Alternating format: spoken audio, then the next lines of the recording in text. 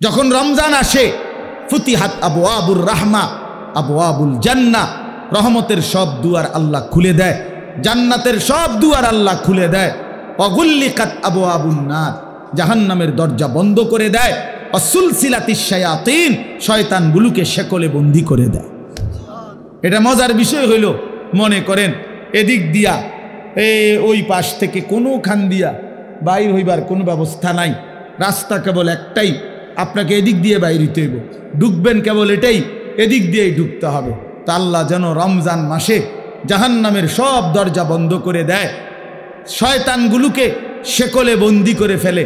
এবার আল্লাহ যেন বলে, বান্দা এটা রমজান, যেদিক দিয়েই আমল শুরু করবা, যে এলাকার থেকে আমল শুরু করবা, মানে আমার জান্নাতের দিকে হাঁটা শুরু করবা, তো কোনোখানে বাঁচবে না, কোনোখানে ভুল হবে না, পথ হারাইবা না, রাস্তা ভুল হবে না, অন্য কোনো দরজা দিয়ে ঢুকার সম্ভাবনা নাই। শুধু খোলা যেই দরজা, এটা শুধুই জান্নাতেরই দরজা, ঢুকলে শুধু জান্নাতেই ঢুকবে, ঢুকলে শুধু জান্নাতেই ঢুকবে। কারণ খোলাই তো কেবল কিসের দরজা? জান্নাতের, জান্নাতের দরজা। এজন্য রমজানে যদি কেউ ইবাদতে লাগে, বন্দিগিতে লেগে যায়, আল্লাহর হুকুম পালন, তা আল্লাহ তাআলা বলেন মাস শেষে শুধু কেবল জান্নাতেই ঢুকবা, জান্নাতেই ঢুকবা, জান্নাতেই ঢুকবা, জান্নাতেই ঢুকবা। তাহলে নবী সাল্লাল্লাহু আলাইহি ওয়াসাল্লাম রমজান মাসের নাম রমজান উল্লেখ করছেন। মান কামা রমাদান, মান সামা রমাদান, এই রমজান শব্দটি আল্লাহ নবী বারবার উল্লেখ করছেন, বারবার উল্লেখ করেছেন। তাহলে যেই নাম আল্লাহ উল্লেখ করছেন, যেই নাম নবীজি উল্লেখ করছেন, তাহলে এটা নিঃসন্দেহে দামি কিনা বলেন? অতএব রমজান মাস আল্লাহর কাছে যেহেতু প্রিয়, রমজান মাস নবীর কাছে যেহেতু প্রিয়, আমি মুমিনের কাছেও রমজান প্রিয়। যা আমার আল্লাহর প্রিয় তা আমারও প্রিয়, যা আমার নবীর প্রিয় তা আমারও কি প্রিয়। এটা হলো এক। এবার আল্লাহ তাআলা রমজানের বৈশিষ্ট্য বলতেছে, আল্লাযী উনজিলা ফীহিল কোরআন। রমজান এটা সেই মাস যেই মাসে আমি আমার শ্রেষ্ঠতম কালাম কোরআন নাজিল করেছি। তাহলে রমজান মাস সেই মাস যেই মাসে কোরআন নাজিল হয়েছে। তাহলে রমজান কোরআন, রমজান কোরআন, এটা একদম কাগজের এই পিঠোপিঠ, এই পিঠে যদি লেখা থাকে রমজান, ওই পিঠে দেখা যাবে লেখা আছে কোরআন। কোরআন, রমজান আর কোরআন, অর্থাৎ রমজান মানে কোরআনের মাস, কোরআনের মাস। রমজানটাকে মনে করেন মেহমানের সামনে ট্রের মধ্যে করে 10 আইটেমের ছোট ছোট বাটিতে তরকারি দিছে, দিয়া উপরে একটা সুন্দর কাপড় দিয়ে মখমলের ঢেকে দিছে সবগুলোর উপরে, সবটি বাটির উপরে। তো আল্লাহ তাআলা যেন এই রমজান মাসটাকে কতগুলো ইবাদত দিয়ে সাজিয়েছেন। যেমন রোজা, এটা একটা ইবাদত, ইফতার এটা একটা ইবাদত, সাহারি মানে রাত্রির খাবার এটা একটা ইবাদত, 20 রাকাত তারাবি এটা একটা ইবাদত, তারপরে শেষ দশকে এতেকাফ মসজিদে এটা একটা ইবাদত, শেষ দশকের বেজর রাত্রিগুলোতে শবে কদর এটাও একটা কি ইবাদত। এইভাবে আল্লাহ তাআলা এগুলো দিয়া সাজাইয়া এইটার উপরে যেন কোরআন নামের একটা চাদর দিয়ে ঢেকে দিছে। মানে পুরাটা রমজান কোরআন দ্বারা মোড়ানো, কোরআনের চাদরে ঢাকা। এজন্য রমজান আল্লাহ তাআলা বলছেন এটার মর্যাদা বৈশিষ্ট্য যে আমি আল্লাহ আমার কোরআন নাজিল করেছি। কোরআন নাজিল করার কারণে রমজান দামি, দামি। কেমন কোরআন? হুদাল লিন্নাসি ওয়া বাইয়িনাতিম মিনাল হুদা ওয়াল ফুরকান। আল্লাহ বলেন কোরআন হচ্ছে বিশ্ব মানবতার হেদায়েত এবং হেদায়েতের স্পষ্ট পথ নির্দেশিকা, মানে কোনো বিষয় অস্পষ্ট নাই।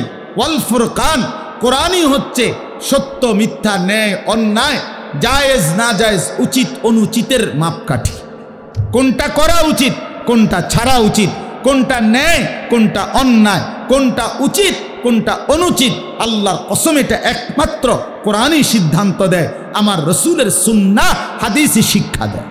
এজন্য কোরআন সুন্নাহ থেকে যে বঞ্চিত, কোরআনের জ্ঞান যে পায় নাই, রসুলের হাদিস যে শিখে নাই, আল্লাহর কসম সে ন্যায় অন্যায় চিনতেই পারে না।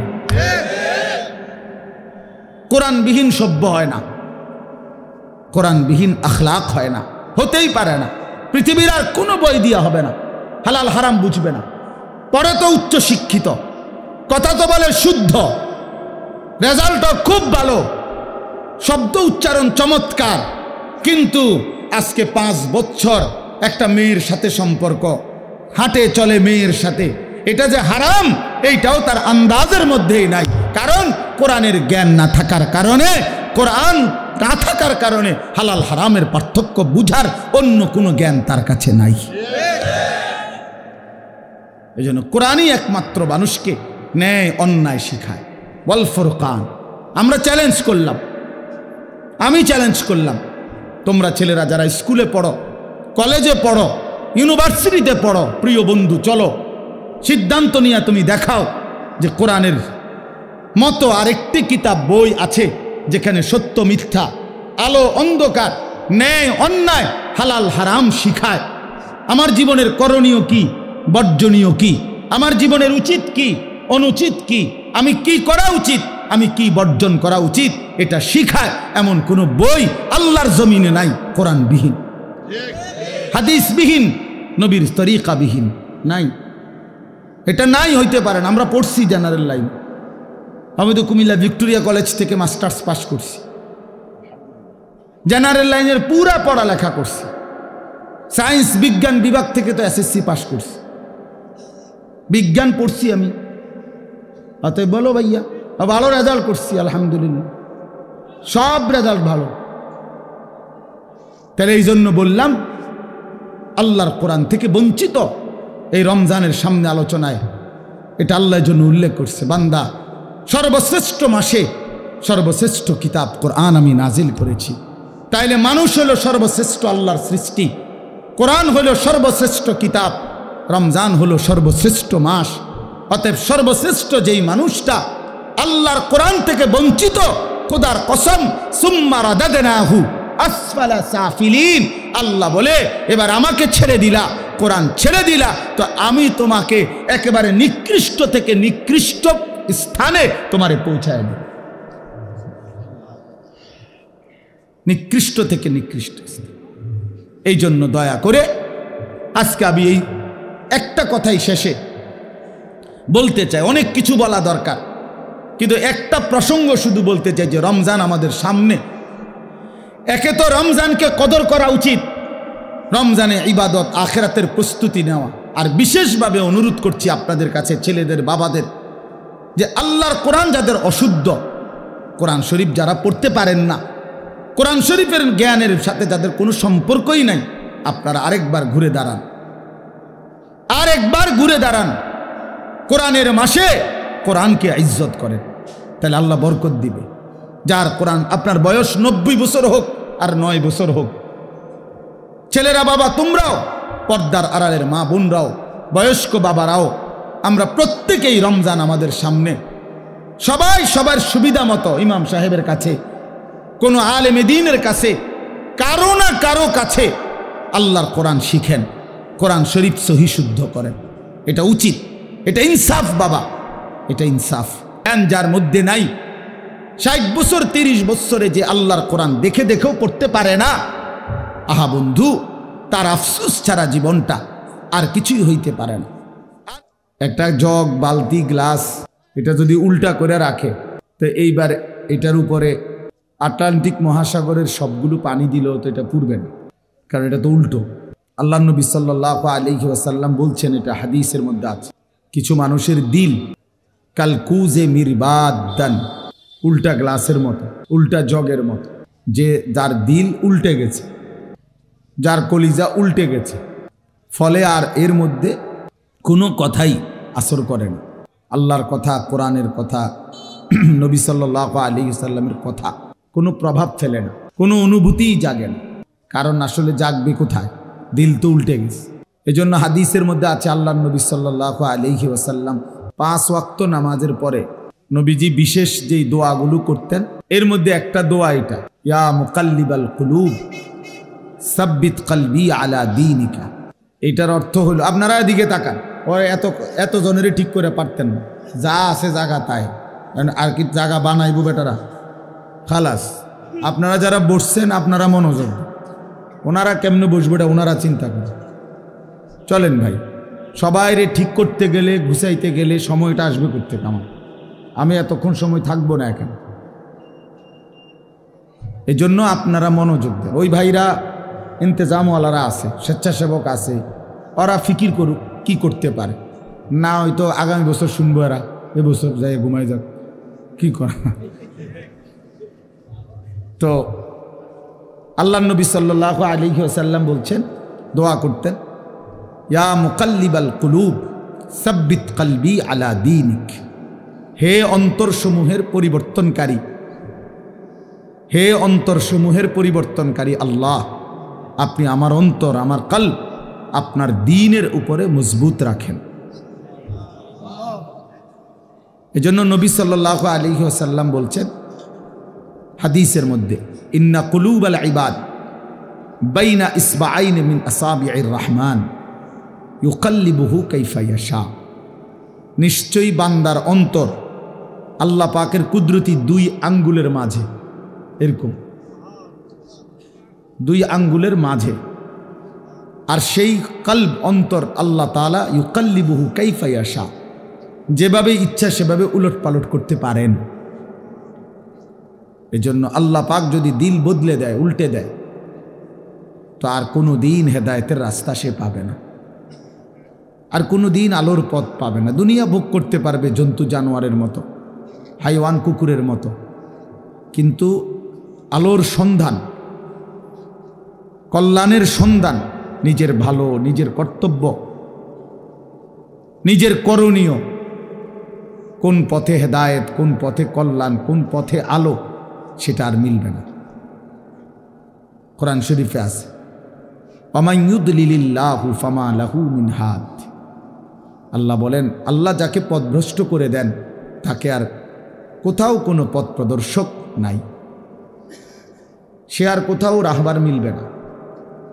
ফামান লাম ইয়াজআলিল্লাহু লাহু নূরান ফামা লাহু মিন নূর। ছেলেরা মনোযোগ দিয়ে শোনো, বাপ অল্প সময় কথা বলবো আমি।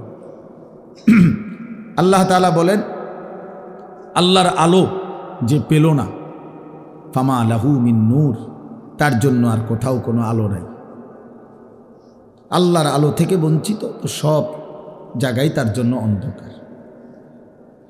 আল্লাহ তাআলা কোরআনুল কারীমের মধ্যে বলছেন, যারা নাফরমানি করছে তাদের সারা জিন্দিগির যাবতীয় কাজকর্ম কারামাদিন ইশতাদ্দাত বিহির রিহু ফি ইয়াউমিন আসিফ, ওই রকম ছাইয়ের স্তূপের মতো, যেখানে কোনো ব্যক্তি ছাই বোঝেন তো না, চুলার লাকড়ির ছালি আর কি, যেটা এই ছাইয়ের স্তূপ দিছে রাস্তার এখানে, মনে করেন অনেক ছাইয়ের স্তূপ, হঠাৎ করে একটা জোরে বাতাস আসছে, এক বাতাসে ছাই উড়ে ছিন্ন ভিন্ন হয়ে গেছে, আর কোনো নাম নিশানা নাই।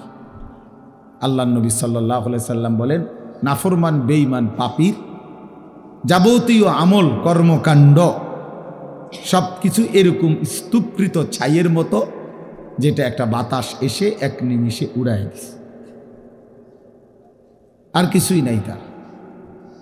একদিন মৃত্যুর সাথে সাথে দেখবে আর কিচ্ছু, এই ভাত মাছ চাল ডাল, পেশাব পায়খানা, খাট পালং সোফা ফার্নিচার, মোবাইল মোটরসাইকেল, হ্যাঁ হাসি নারী ছবি নাচ গান, খালাস, মরে গেছে, তার কিছুই নেই, আর কিছুই নেই। এরপরে কবরে গিয়ে দেখবে কিছুই নেই, কিছুই আর নেই। এই জন্য বাপ, এটা গুরুত্বপূর্ণ বিষয়, যেমন না হওয়া যে আল্লাহ আমার দিল উল্টায় দিছে, এমন পাষাণ না হওয়া যে আমার অন্তরে কোনো কথাই ঢোকে না। এটা ভাবলেই বোঝা যায় মানুষ, প্রত্যেকেই অনুভব করতে পারি, আমরা নিজের দিলে নিজেই বোঝাপড়া করতে পারি যে আসলে আল্লাহর কথা আমার দিলে কেমন লাগে, আখিরাতের কথা বললে আমার অন্তরের অবস্থা কেমন হয়। কবরের কথা, কবর দেখলে, মৃত্যু দেখলে, লাশ দেখলে, জানাজা দেখলে আমার কলিজার মধ্যে কোনো অনুভূতি জাগে কিনা, হৃদয়টা নরম হয় কিনা। রাসূলুল্লাহ সাল্লাল্লাহু আলাইহি সাল্লাম বলছেন, আমি তোমাদের কাছে দুইটা জিনিস রেখে যাচ্ছি নসিহত হিসাবে। তারাকতু ফীকুম আমরাইন ওয়াইজাইন, উপদেশ হিসাবে দুইটা জিনিস রেখে যাচ্ছি। একটা হলো কোরআন, যেটা নাতিক, যেটা উচ্চারণ করে, মানে তুমি পড়লেই কোরআন থেকে উপদেশ পাইবে। আরেকটা হলো নবীজি বলছেন, আমি আরেকটি উপদেশ তোমাদের জন্য রেখে যাচ্ছি, যেটা কোনো আওয়াজ করে না, নিশ্চুপ, কিন্তু তোমাদেরকে উপদেশ দেয়। সেটা কি? আল মাউত, মৃত্যু। মৃত্যু, প্রতিটা মৃত্যু তোমাকে নসিহত করে যে এর পরের জানাজা আমার, এর পরের এলান হয়তো আমার, এর পরের ঘোষণা আমার।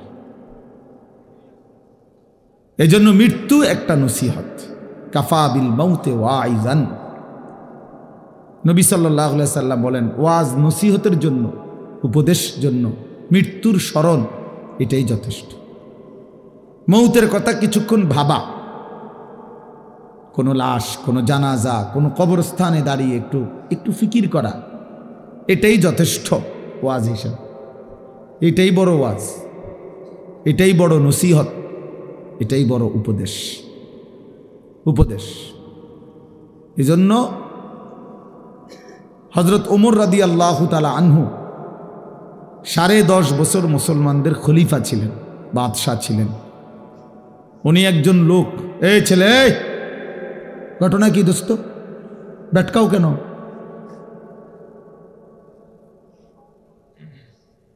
ফাজলামি করলে চলে যাও, আরো দুজন মানুষের জায়গা দাও, বেচারা কষ্ট করে দাঁড়ায় রয়েছে। কি ভাবছো দোস্ত? এর খামখেয়ালির জায়গা না। চেনো না আমারে? কোনো সময় দেখছো না? দুষ্টামি করো না, রসিকতা আমি পছন্দ করি না বাপ। তোমারে আমি তো এখতিয়ার দিছি যে তুমি চলে যাও, কোনো অসুবিধা কি আমার? আমি বাস্তবিক অর্থ শ্রোতা গুণী না, এটা সবাই জানে। আজকে 22 বছর 21 বছরের জীবনে আমি কম হোক বেশি হোক আমার এতে কোনো আপত্তি নেই, আসলেই না। আমি এটা কোনো বিষয় মনে করি, জনপ্রিয় অজনপ্রিয় এটি কোনো কথা না, বুঝেন নাই? এটা কোনো কথা না। একারে 10 কোটি মানুষ আমার চিনছে, তো কি আমার কবর রাজাব মাপ? বুঝেন না আপনার কথা? তো আর কি, আরে চিনলেই কি আর না চিনলেই কি? আমার আল্লাহ আমারে মাফ করবে কিনা এটা হলো আমার চিন্তা। আপনি একারে সারা বাংলাদেশ আমার মাথা তালগি দিয়ে নিলে কি তারপরে কি আমি কি হবে এতে? তাইলে এটা কোনো কথা না, এটা কোনো বিষয়ই না, এটা কোনো মূল বিষয় না। লোক হইছে, লোক হয় নাই, এইটা কোনো আলোচ্য বিষয় না। আল্লাহর কথা বলতে পারা এটাই সৌভাগ্য, শুনতে পারা এটাই সৌভাগ্য, আয়োজন করতে পারা এটাই সৌভাগ্য। কয়জনের জন্য কয়জনে শুনছি, কয়জনের বলছি, এত কিছু আমার দরকার। আল্লাহর কথা বলতে থাকা, যেখানে সুযোগ হয়, যতক্ষণ সুযোগ হয়, উপরে নিচে, এখানে সেখানে, দুয়ারে দুয়ারে বলতে থাকা। এবং আল্লাহর পথে যত ব্যথা, যত বেদনা, যত দুঃখ, যত অপমান, যত লাঞ্ছনা, সব সয়ে যাওয়া। कभी आरश पर, कभी फरश पर, कभी उनके दर, कभी दर बदर, गमे आशिकी तेरा शुक्रिया, मैं कहाँ कहाँ से गुजर गया। আল্লাহর পথে সব বেদনা, সব অপমান, আল্লাহ তবুও তোমার শুকরিয়া, তোমার কথা বলতে গিয়েই বেইজ্জতি হয়েছে, অসুবিধা কি? গমে আশিকি তেরা শুক্রিয়া, মাই কাহা কাহা সে গুজার গায়া, আমি কই থেকে কই ছুটে গেলাম, তোমার জন্যই ছুটলাম, তোমার জন্যই ছুটলাম, তোমার কথাই ফেরি করলাম, ফেরি করলাম। গতকালকেও আমি রাত্রে শেষ যখন বয়ান শেষ করছি, লাস্ট রাতের 1:20 বাজে, হ্যাঁ শুরু হয়েছে জোরের পড়তে, কোথায় গেছি, কতক্ষণ করছি, কি কিচ্ছু আমার হিসাব কিতাব। চলছো তো চলো ভাইয়া, বলতে থাকো, খালাস। এই জন্য বললাম দোস্ত আমার রাগ হইও না, খামখেয়ালি করাটা আমি পছন্দ করি। আমার কথা হলো কম হোক, মনোযোগ দিয়ে শোনো, এতে বরকত। একদিনে তুমিও বদলাইতা না আমি জানি, কিন্তু আন্তরিকতা থাকলে, মনোযোগ থাকলে একদিন সত্যি সত্যি আল্লাহ চাইলে বদলে যায়। 100 খুনের আসামি আল্লাহর ওলি হইছে, বেশ্যা পতিতা নারী সেও আল্লাহর ওলি হইছে, তুমি হইতা না কেন? জগৎ বিখ্যাত ডাকায় তো কি হইছে, আল্লাহওয়ালা হইছে, তুমি হইতা না কেন? তুমি তো এর চাইতে খারাপ হয়ে যাও নাই, তো তুমিও ভালো হয়ে যাবো ইনশাআল্লাহ। কিন্তু আন্তরিকতা দরকার, দিল দরকার, আল্লাহর কথার প্রতি মনোযোগী হওয়া দরকার, আল্লাহর কথার প্রতি মনোযোগী হওয়া দরকার। এই জন্য আমি এটা একটু শক্ত। আমার কথা হলো শতভাগ মনোযোগ দিয়ে। এই যে আমি এই জন্য মোবাইলের কথা বলছি, অর্থাৎ মোবাইল ধরে রাখলে না হাতে সারাক্ষণ নজর যায় ওটার দিকে, মানে একটু পরপর এটা মনে পড়ে, এটা তো ওডের নি, একবার ছোট করে, একবার বড় করে, একবার একটু চাপ দেয়, একটু নিচে নেয়, মানে দেখবেন মানে বেচারার টেনশনটা কাজ করে কি তো এটারে তো তুমি অনেক কিছু করলা, কিন্তু তোমার নিজের কলিজার মধ্যে কি ঢুকছে এটা কও। মোবাইলের একবারে ছবিটা সুন্দর উঠছে, আওয়াজটা ক্লিয়ার উঠছে, সব ঠিক আছে, তো এটা দিয়ে কি লাভ হইল? আমি সুন্দর হলাম কিনা, আমি কিছু বুঝলাম কিনা, আমার ভিতরে একটা আফসোস আসছে কিনা, আমার হৃদয়ের মধ্যে একটু ফিকির অনুভূতি জাগছে কিনা, যে হায় আমি কি করছি, আমার কি করা উচিত ছিল, আমি কে, আমি আসলাম কোত্থেকে, কে আমাকে বানাইল, কে আমাকে বানাইল। ওই মৌলানা বলতেছিল যে আল্লাহ জানতে চাইবে বান্দা আমি কি একটা বারও আমার ডাক শুনতে পাই নাই? কেমনে পারলা? সারাদিনে কতজনরে ডাক দিলা, তুমি কি পারলা না একটা বার আমারে ডাকতে? কতজনের কত আবদার রক্ষা করলা, আমি তোমার কাছে কয়েকটা সেজদা চাইছি, আমি কি তোমার কোনো উপকার করি নাই? আজকের সারাদিনে আমি কি তোমাকে লালন পালন করি নাই? খোদার কসম হাদিসে আছে, আল্লাহ পাক হাসরের ময়দানে জিজ্ঞেস করবে, বান্দা আলাম নুসিহ জিসমাক, এই প্রথম প্রশ্ন করবে এটা। বান্দা বলো তো, মোট এতদিন আমি কি তোমার শরীরটা সুস্থ রাখি নাই? বলো মাথা ব্যথা ছিল কয়বার? মাথা স্বাভাবিক ছিল কয়বার? বলো পেট ব্যথা হয়েছে জীবনে কয়বার? পেট স্বাভাবিক ছিল কয়বার? হাত ব্যথা পাও ব্যথা হয়েছে কয়বার? সুস্থ স্বাভাবিক ছিলে কয়বার? শোনো এবার হিসাব নাও বান্দা, এই হিসাবের আলোকে বলো, অনুরভিকা মিনাল মা, প্রতিবার তৃষ্ণার্ত অবস্থায় আমি কি তোমাকে পানি পান করাই নাই? আল্লাহ পাক জিজ্ঞেস কর। এই হাসরের ময়দানে হাদিসে আছে, সর্বপ্রথম আল্লাহ পাক বান্দাকে প্রথম প্রশ্ন কি করবে? এইটা করবে, এই দুইটা কথা জিজ্ঞাসা করবে, এরপরে কথা আরো চলবে। বাকি প্রথম বলবে, বলো তো আমি কি মোট এতদিন এত ঘন্টা তোমাকে সুস্থ রাখি নাই? আমি কি তোমাকে তৃষ্ণার্ত অবস্থায় প্রতিবার পানি পান করাই নাই? একবারও মনে পড়লো না আমার? এমন তৃষ্ণার মুহূর্তে যদি এক গ্লাস পানি না পাইতা কি হইতো? অথচ সেই পানি পান করে একটা বার আলহামদুলিল্লাহ বলতে হয়, এটাও তো বললাম,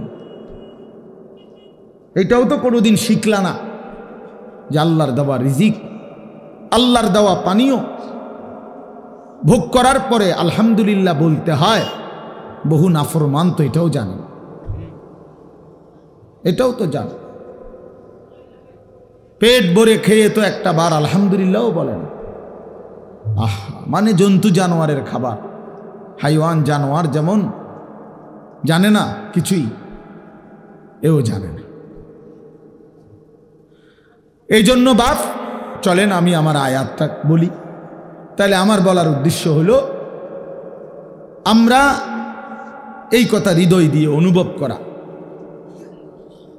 আমাদের আখেরাত আছে, আমাদের পরকাল আছে, আমাদের মৃত্যু পরবর্তী একটা জিন্দিগি আছে। এটা নিশ্চিত, এটা সত্য, শতভাগ সত্য। কবর, হাসর, মিজান, ফুলসেরাত, জান্নাত, জাহান্নাম, এটা সত্য বাপ। যদি মিথ্যা হইতো 1450 বছরে গবেষণা কইরা বিভিন্ন দার্শনিক পণ্ডিতরা অনেক তথ্য বের করতো যে এই আলোকে এটা প্রমাণিত হলো যে এটা মিথ্যা। কিন্তু কোনো কাফের বেঈমানও আজ পর্যন্ত পরকালের কোনো বিষয়কে মিথ্যা প্রমাণিত করতে পারে নাই। কোরআনুল কারীমের একটি অক্ষরকে যেহেতু ভুল প্রমাণিত করতে পারে নাই, অতএব আখিরাত সত্য। আফালা ইয়াতাদাব্বারুনাল কুরআনা ওয়ালাউ কানা মিন ইনদি গায়রিল্লাহি লাওয়াজাদু ফীহি ইখতিলাফান কাসীরা। আল্লাহ বলে, আমার বান্দারা কোরআন পড়ে দেখো না কেন, কোরআন গবেষণা করছো না কেন, দেখো না এক একটা আয়াত মিলায়া দেখো। যদি এই কোরআন অন্য কারো কাছ থেকে আসতো আমি আল্লাহ ব্যতীত, তাহলে যেই কোনো চিন্তাশীল বুদ্ধিমান ব্যক্তি গবেষণা করলেই তার মধ্যে অসংখ্য ভুল ত্রুটি ভ্রান্তি খুঁজে পেত। আল্লাহ ভিন্ন যেই লেখে, যেই বলে, তার কথা বক্তব্য লিখনির মধ্যে ভুল হয়ই হয়। 1 লক্ষ কথাও যদি সঠিক হয়, 10টা কথা ভুল হয়, ভুল হয়। আমরা একেবারে আমগো যেই কোনো ওয়াইজেরও আমনে যদি খেয়াল করে এখন আপনি হয়তো কইতে পারবেন যে হুজুর এই শব্দটা এমনি না করলে ভালো হইতো, এটা এমনি করলেও পারতো। কথা বোঝেন নাই আমার, আমি হয়তো বুঝছি এমনি কইছি, আপনার বিবেচনায় যে না এটা এমনি করলেও পারতো। কিন্তু এমনও কোরআনুল কারীমের মধ্যে এমনও কোনো কথা, একটা লাইন, একটা শব্দ এমন নাই যে পৃথিবীর কোনো ইমানদার কিংবা বেঈমান এটা বলছে যে এই শব্দটা এটা না কইয়া এটা করলে ভালো হইতো, এমনও নেই। এইটাই উত্তম, এখানে এইটাই, যেখানে যেটা ওইখানে ওইটাই। এখানে এর চাইতে সুন্দর শব্দ নাই, এর চাইতে চমৎকার উপস্থাপনা হইতে পারে না, এর চাইতে চমৎকার শব্দের গাঁথুনি, একটার পর একটা শব্দ চয়ন এর চাইতে চমৎকার হইতে পারে না। সকল গুণে, সকল বিবেচনায়, সর্বগুণে কোরআন শ্রেষ্ঠ। যত ভাবে, যত ঢঙ্গে, যত রঙ্গে দেখুক না কোরআন, কোরআনই শ্রেষ্ঠ। আল্লাহ বলছেন কেন? কেন এটা আমি আল্লাহর পক্ষ থেকে আসছে, আর আমি সেই মালিক, ইয়ালামু মা বাইনা আইদিহিম ওয়া মা খালফাহুম। আমি সামনেও জানি, পিছনেও জানি, কিয়ামত পর্যন্ত পৃথিবীর শেষ হালাত আমি তো জানি। তো কাজেই আমার কথার মধ্যে ভুল ভ্রান্তি অযৌক্তিক হবে কেমনি? পৃথিবী আধুনিক হইতে হইতে কই যাইয়া পৌঁছবে এটা আল্লাহ জানে না তো? তাইলে এই জন্য বাপ কোরআনুল কারীমের কথাই শ্রেষ্ঠ কথা। আফালা ইয়াতাদাব্বারুনাল কুরআনা আম আলা কুলুবিন আকফালুহা। আল্লাহ বলেন, হায় বান্দারা, কি হলো তোমাদের? তোমরা যে কোরআন পড়ছো না, কোরআন গবেষণা করছো না কেন? নাকি তোমাদের অন্তরগুলো তালাবদ্ধ? আম আলা কুলুবিন আকফালুহা, নাকি তোমাদের দিলগুলো তালা মারা? এই বাপ, ভাইয়া, ছেলেরা, বাবারা, মুসলমান হওয়ার পরও যারা কোরআন পড়েন না, বুঝেনও না, 2-4 লাইন শব্দ তেলাওয়াতও করেন না, সত্য কথা হইল আপনার কোনো দিল নাই, আপনার আসলেই কোনো অন্তর নাই, এটা তালাবদ্ধ, ওইটা একটা জমাট পাথর ছাড়া আর কিছু। আম আলা কুলুবিন আকফালুহা, আল্লাহ পরিষ্কার বলছে। কোরআন পড়ছো না কেন? কোরআন নিয়ে ভাবতেছো না কেন বান্দা? নাকি তোমাদের অন্তরগুলো তালাবদ্ধ? তার মানে বোঝা গেল যে আল্লাহর কোরআন নিয়ে ভাবে না, আল্লাহর কোরআন পড়ে না, আল্লাহর কোরআন বোঝে না, খোদার কসম তার কোনো অন্তরে নাই, তার কোনো দিল নাই, তার দিল তালাবদ্ধ, ওইটা জমাটবদ্ধ পাথর ছাড়া আর কিছু না। দুনিয়া ভোগ করে তো, দুনিয়া তো আতফাও দিয়ে না ভোগ করে, চোখ নাক কান দিয়ে ভোগ করে, দিল কোনো কাজ করে না। এই জন্য আমরা কোরআনুল কারীমের দিকে ফেরা দরকার, আমাদের আখিরাতের দিকে ফেরা দরকার, আমাদের বিবেককে কাজে লাগানো দরকার। আমরা এটা ইনসাফের সাথে ভাবা উচিত। প্রিয় ভাই আমার, বন্ধু আমার, ছেলেরা আমার, বাবারা আমার, বাস্তবিক অর্থে আমাদের সব কিছু সুন্দর ছিল, আমরা সব সুন্দর, সব শ্রেষ্ঠ রেখে একেবারেই অসুন্দর, অযৌক্তিক, ফালতুর পিছনে আমরা জীবনটা শেষ করে দিচ্ছি। আমাদের আল্লাহ সর্বশ্রেষ্ঠ, আমাদের নবী মুহাম্মদ সাল্লাল্লাহু আলাইহি সাল্লাম সর্বশ্রেষ্ঠ, আমাদের কিতাব কোরআন সর্বশ্রেষ্ঠ, আমাদের ধর্ম ইসলাম সর্বশ্রেষ্ঠ, আমাদের সবটাই শ্রেষ্ঠ ছিল। কিন্তু আমরা সর্বশ্রেষ্ঠ নিয়ামত ছেড়ে একেবারে ফালতু ফালতু কতগুলা বইপত্র, কাগজ কলম, পৃথিবীর কিছু মানুষের বিকৃত কিছু চিন্তা চেতনা, এর পিছনেই আমরা জিন্দিগি শেষ করে দিচ্ছি। ছেলেটা সকাল থেকে রাত পর্যন্ত ছুটছে, কি করে বাবা, কেন হাসো, কেন কাঁদো, কি চুল রাখলা, কি জামা পরলা, সারাদিনে মোবাইল টিপ্পা কি পাইলা, এত নারী, এত ছবি, এত দৃশ্য, এত উলঙ্গপনায় শেষ পর্যন্ত রাত শেষে অর্জন কি বাবা? জিজ্ঞাসা করে দেখেন না, কোনো অর্জন নেই। শরীরটা নাপাক হয়েছে নারী দেখতে দেখতে, ছবি দেখতে দেখতে, হ্যাঁ, লজ্জাস্থানের শক্তিটা নষ্ট হয়েছে, হাতটাকে নাপাক জায়গায় ব্যবহার করছে, কোমরের শক্তি কমে যাচ্ছে, যৌবনের সক্ষমতা নষ্ট হয়ে যাইতেছে, শরীরটা ধীরে ধীরে অচল, পঙ্গু, অপদার্থ হয়ে যাচ্ছে, আখিরাতটা জাহান্নামের আগুন জ্বলছে। এই অর্জন, চরিত্রহীনতার অর্জন কি? অশ্লীলতার অর্জন কি? অসভ্যতার অর্জন কি? তাহলে এই জন্য আমরা বললাম, আমাদের আল্লাহ, আমাদের কোরআন, আমাদের রাসূল, আমাদের ইসলাম আমাদের জন্য সর্বশ্রেষ্ঠ, আমাদের জন্য নিরাপদ, আমাদের জন্য আরামদায়ক, এবং এর মধ্যেই আমাদের সুখ, শান্তি, স্বস্তি, নিরাপত্তা, আনন্দ, সুখ সব এখানে, সব এখানে। আমি তো সব সময় বলি, বাপ, তুমি সারা রাত নারী দেখে যে মজা পাও, আল্লাহর কসম, এক ইমানদার তাহাজ্জুদ নামাজে একটা সেজদা দিয়ে তার চাইতে লক্ষ কোটি গুণ বেশি মজা পায়।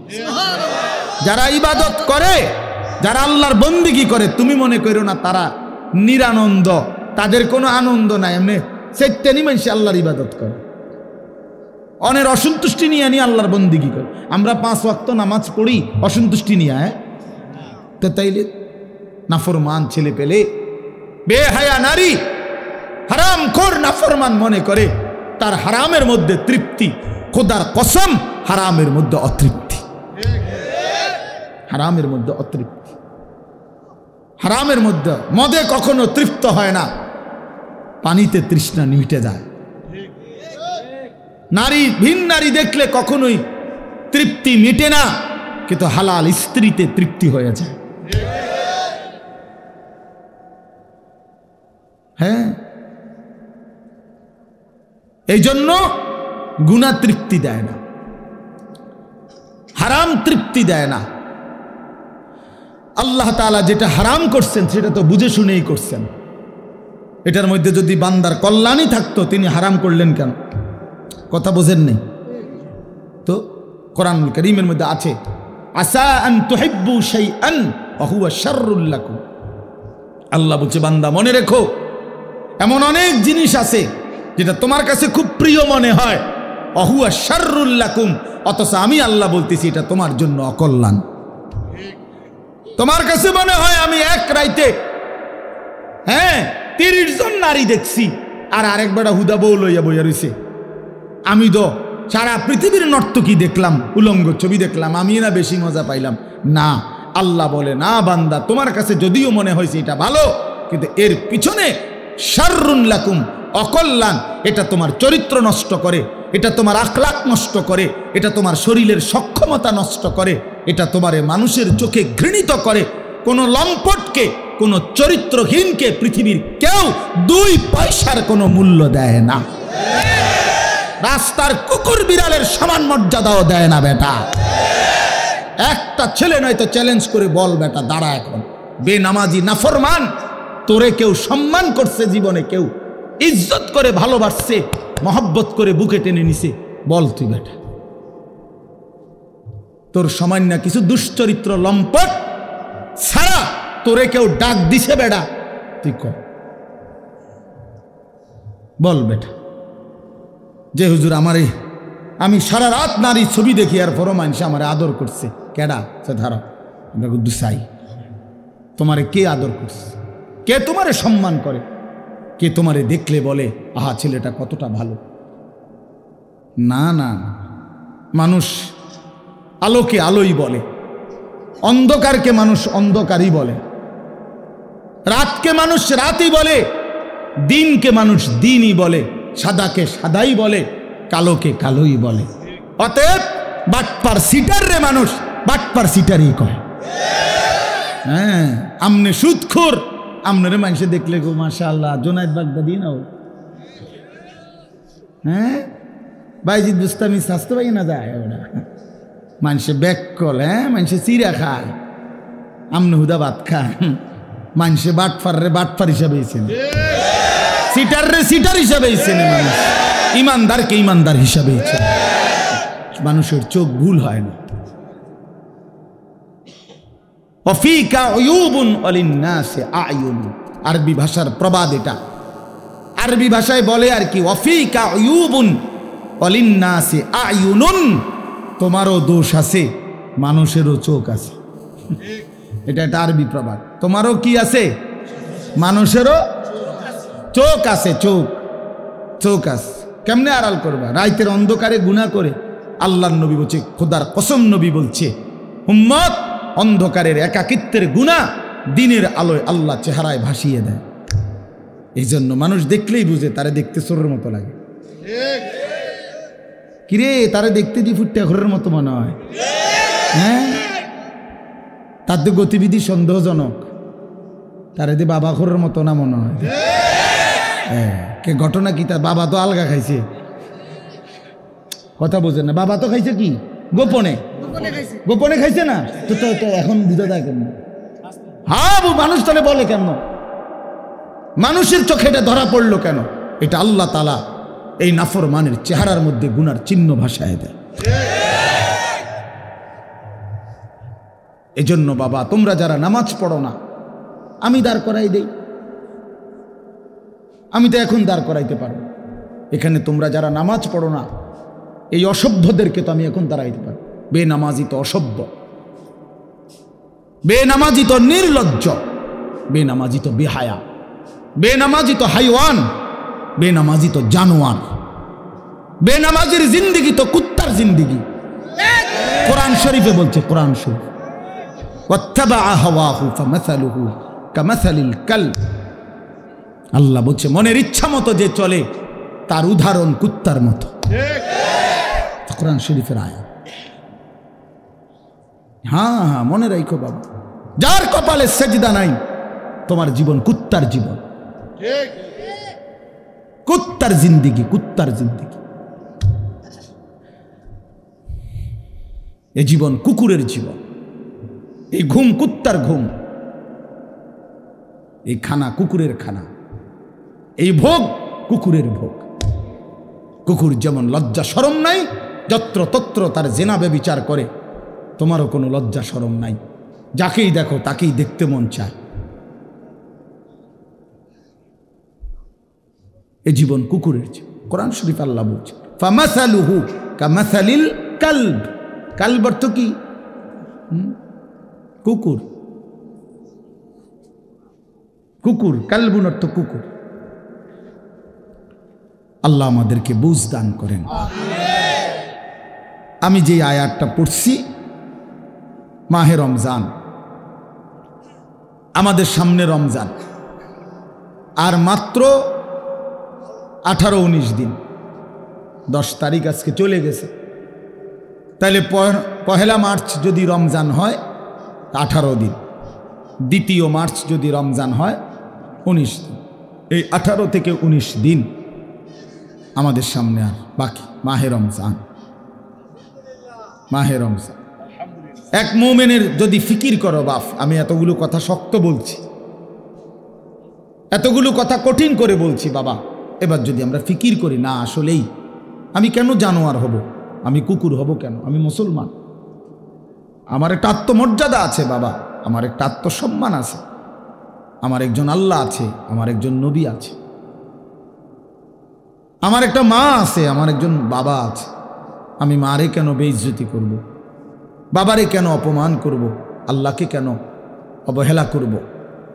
এতটুকু যদি ভাবনা হয়, নিজেদের জীবন যদি ইমানের জীবন, মুসলমানের জীবন আমার মনে পড়ে, তো সেই জীবন গড়ে তোলার, সাজিয়ে তোলার সর্বশ্রেষ্ঠ মৌসুম, সিজন মাহে রমজান।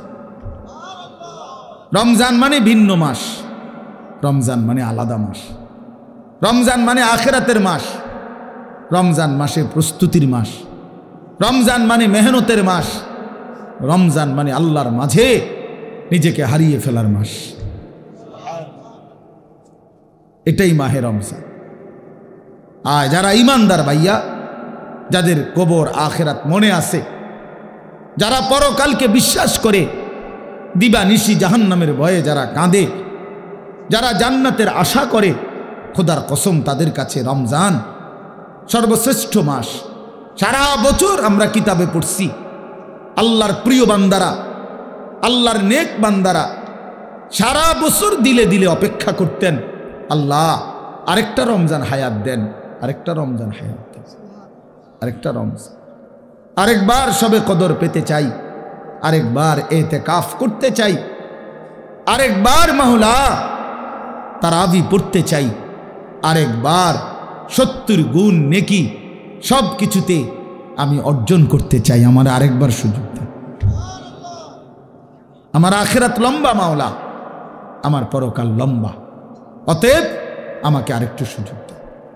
এজন্য রমজান মাস এটা বড় মুবারক মাস, এটা দামি মাস মুমিনের কাছে। সবার কাছে একরকম না, সবার কাছে একরকম না বাবা, যার কাছে যেমন কদরও করে তেমন। আমার একজন উস্তাদ আছেন হজরত মাওলানা মুফতি মুস্তফা মাহমুদি, কুমিল্লা বাগমারা লালমাই এলাকার অনেক বড় আল্লাহওয়ালা হুজুর, আমার উস্তাদ। এই হুজুরে আমরা ছাত্র জীবনে দেখতাম, হুজুরে কইতো আল্লাহ কেমন, যার মনে যেমন, যার মনে যেমন, যার মনে যেমন, যে দিলে দিলে যেমন ভাবে আল্লাহ তাআলা তার আচরণও তার সাথে করে। এমন আনা ইনদা যন্নি আবদি বি, আল্লাহ নিজে বলেন হাদিসে কুদসিতে, আমি আমার বান্দার ধারণা অনুপাতেই তার সাথে আচরণ করি। আমার বান্দা আগেই কয়, আগেই বলে না সুদে না লইলে, কিস্তি না লইলে। আমার বান্দা নিজেই বলে না কেমনে সংসার চলবো, আল্লাহ বলে আমিও তারে এমনই বানায় রাখি, কারণ তুই তো আমার উপরে কোনো আস্থাই রাখো নাই। তুমি আস্থা রাখছো সুদের উপরে, কিস্তির উপরে, তো তুমি যেমন আমার আচরণও তেমন, আমার আচরণও তেমন। সব ব্যাপারে বান্দা আল্লাহ তাআলার ব্যাপারে ধারণা রাখে যেমন, আল্লাহ তাআলাও তার সাথে আচরণ করে তেমন। তো এই জন্য বললাম মাহে রমজান আমাদের জীবনের সর্বশ্রেষ্ঠ মুমিনের কাছে গুরুত্বপূর্ণ মাস। ইমানদারের হৃদয় এটা, ইমানদারের কলজা এটা, ইমানদারের অপেক্ষা এটা। আমাদের প্রিয় নবী সাল্লাল্লাহু আলাইহি ওয়াসাল্লাম একটানা 2 মাস লাগাতার আল্লাহর কাছে রমজান ভিক্ষা চাইতেন। 2টা মাস, আল্লাহুম্মা বারিক লানা ফি রাজাবা ওয়া শাবান ওয়া বাল্লিগনা রমাদান। আয় আল্লাহ, এই 2টা মাসে আমারে হায়াত ভিক্ষা দেন, বরকত দেন, আমারে রমজান পর্যন্ত পৌঁছিয়ে দেন। তাইলে নবী সাল্লাল্লাহু আলাইহি সাল্লাম রজব এবং শাবান মানে রমজানের আগের 2 আরবি মাস আল্লাহর কাছে বরকত চাইতেন হায়াতের, আর রমজান পর্যন্ত পৌঁছতে চাইতেন। আচ্ছা, নবী সাল্লাল্লাহু আলাইহি সাল্লামের 11 মাসের আমল ঘাটতি ছিল কেমন? নবী সাল্লাল্লাহু আলাইহি সাল্লাম 24 ঘন্টার মধ্যে গাফেল থাকতেন কখন? নাউজুবিল্লাহ। আল্লাহকে ভুলে থাকতেন কখন? এক বুজুর্গকে জিজ্ঞাসা করছিল যে আল্লাহ নবী সাল্লাল্লাহু আলাইহি সাল্লাম তসবিহ ব্যবহার করতেন, যে আমরা যে তসবিহ গুনি। তাহলে উনি চমৎকার উত্তর দিছে যে শোনো বাবা, তসবিহ তো ব্যবহার করে সে যে আল্লাহকে ভুলে যায়, ফলে তসবিহ হাতে থাকলে এই তসবিহ তারে আল্লাহর কথা মনে করায় দেয়, তখন সে আবার পড়ে, আবার ভুলে যায়, আবার তসবিহ দেখলে মনে পড়ে। তো তসবিহ তো মনে করায় দেয় আল্লাহর কথা, তো যে ভুলে যায় তাকে না মনে করাবে। তো নবী সাল্লাল্লাহু আলাইহি সাল্লাম তসবিহ পড়তেন কিনা, ব্যবহার করতেন কিনা তুমি জানতে চাইছো, আগে তো তুমি বলো নবী সাল্লাল্লাহু আলাইহি সাল্লাম আল্লাহকে ভুলতেন কখন? তিনি আল্লাহকে ভুলতেন কখন? তিনি তো কখনোই ভুলতেন না। কানা রাসূলুল্লাহ সাল্লাল্লাহু আলাইহি ওয়াসাল্লাম ইয়াযকুরুল্লাহ ফি কুল্লি আহয়ানিহি। আম্মা জান আয়েশা রাদিয়াল্লাহু তাআলা আনহা বলেন, আল্লাহর নবী সাল্লাল্লাহু আলাইহি সাল্লাম সর্বদাই আল্লাহ তাআলার জিকির করতেন। তাইলে যিনি 11 মাস টানা আল্লাহর ইবাদতে পূর্ণ মনোযোগী থাকতেন, যিনি নবী নিজে বলছেন আনা আ'লামুকুম বিল্লাহ, আমি আল্লাহকে সবচেয়ে বেশি জানি চিনি, আনা আতকাকুম, আমি হচ্ছি তোমাদের মধ্যে সবচেয়ে বেশি আল্লাহকে ভয় করি। তাহলে যার তাকওয়া বেশি, যার ইলম বেশি, যার আমল বেশি, যার 11 মাসের বন্দিগি লাগাতার, সেই তিনি এর পরেও এত নেকি এত বন্দিগি থাকার পরেও নবীজি রমজানের অপেক্ষা করতেন 2 মাস। আর আমাদের 11 মাসের হালাত কি? আমাদের হালাত কি? আমাদের নেকি কোথায়? আমাদের গুনার ভিড়ে নেকি তো খুঁজে পাওয়া যাবে, নেকি তো খুঁজে পাওয়া যাবে না। আমাদের তো গুনায় গুনাহ, গুনাই গুনাহ, গুনাই গুনাহ, উঠতে বসতে চলতে ফিরতে নাফরমানি আমাদের বেশি। অতএব আমাদের জন্য এর চাইতে বেশি রমজানের অপেক্ষা করা উচিত, কারণ রমজান আমার গুনাহ ধুয়ে মুছে সাফ করে দিবে, রমজান আমার নেকির পাহাড় জমায়ে দিবে। এই জন্য দয়া করে আমরা প্রত্যেকে ইনশাআল্লাহ এই প্রথম কথা আমার রমজানের জন্য দিল থেকে দোয়া করবেন, বলেন ইনশাআল্লাহ। এইটা হলো 1 নাম্বার কথা, 1 নাম্বার ডিউটি। এখন থেকে আর বাকি কয়টা দিন প্রত্যেক দিন আল্লাহর কাছে বলেন, আল্লাহ আর কয়টা দিন হায়াত ভিক্ষা দেন, আর কয়টা দিন হায়াত দেন, রমজান না দেখাই আমারে কবরে নিয়েন না মাওলা। আমি রহমত মাগফিরাত নাজাত পেতে চাই, আমি 70 নেকি পেতে চাই, আমি সবে কদর পেতে চাই, আমি এতেকাফ পেতে চাই, আমি রমজানের রহমত মাগফিরাত নাজাত পেতে চাই। আমারে এত কাছে আইনা 17-18 দিন সামনে রাইখা আমারে কবরে নিয়েন না। এটা আমাদের প্রথম দোয়া। 2 নাম্বার কথা হলো, আল্লাহ পাক রব্বুল আলামিন রমজানের গুরুত্ব বলতে গিয়ে এইখানে ডাইরেক্ট সরাসরি আল্লাহ নিজে বলছেন। এই আয়াতটা সূরা বাকারার 185 নম্বর আয়াত অংশ বিশেষ। আল্লাহ তাআলা বলেন শাহরু রমাদান, এই যে রমজান মাস, শাহরু অর্থ মাস, রমাদান মানে রমজান। তো রমজান মাস এই কথাটা আল্লাহ পাক এই মাসটার এতটা দাম যে আল্লাহ নিজেই এই মাসের নাম উল্লেখ করেছেন। এই কোরআনুল কারিমে আরবি 12 মাসের মধ্যে আর কোনো মাসের নাম কোরআনে নাই, শুধু এইটাই আছে। মহররম, সফর, রবিউল আউয়াল, রবিউল সানি, আরও মাস আছে না আরবি, এগুলোর নাম নাই।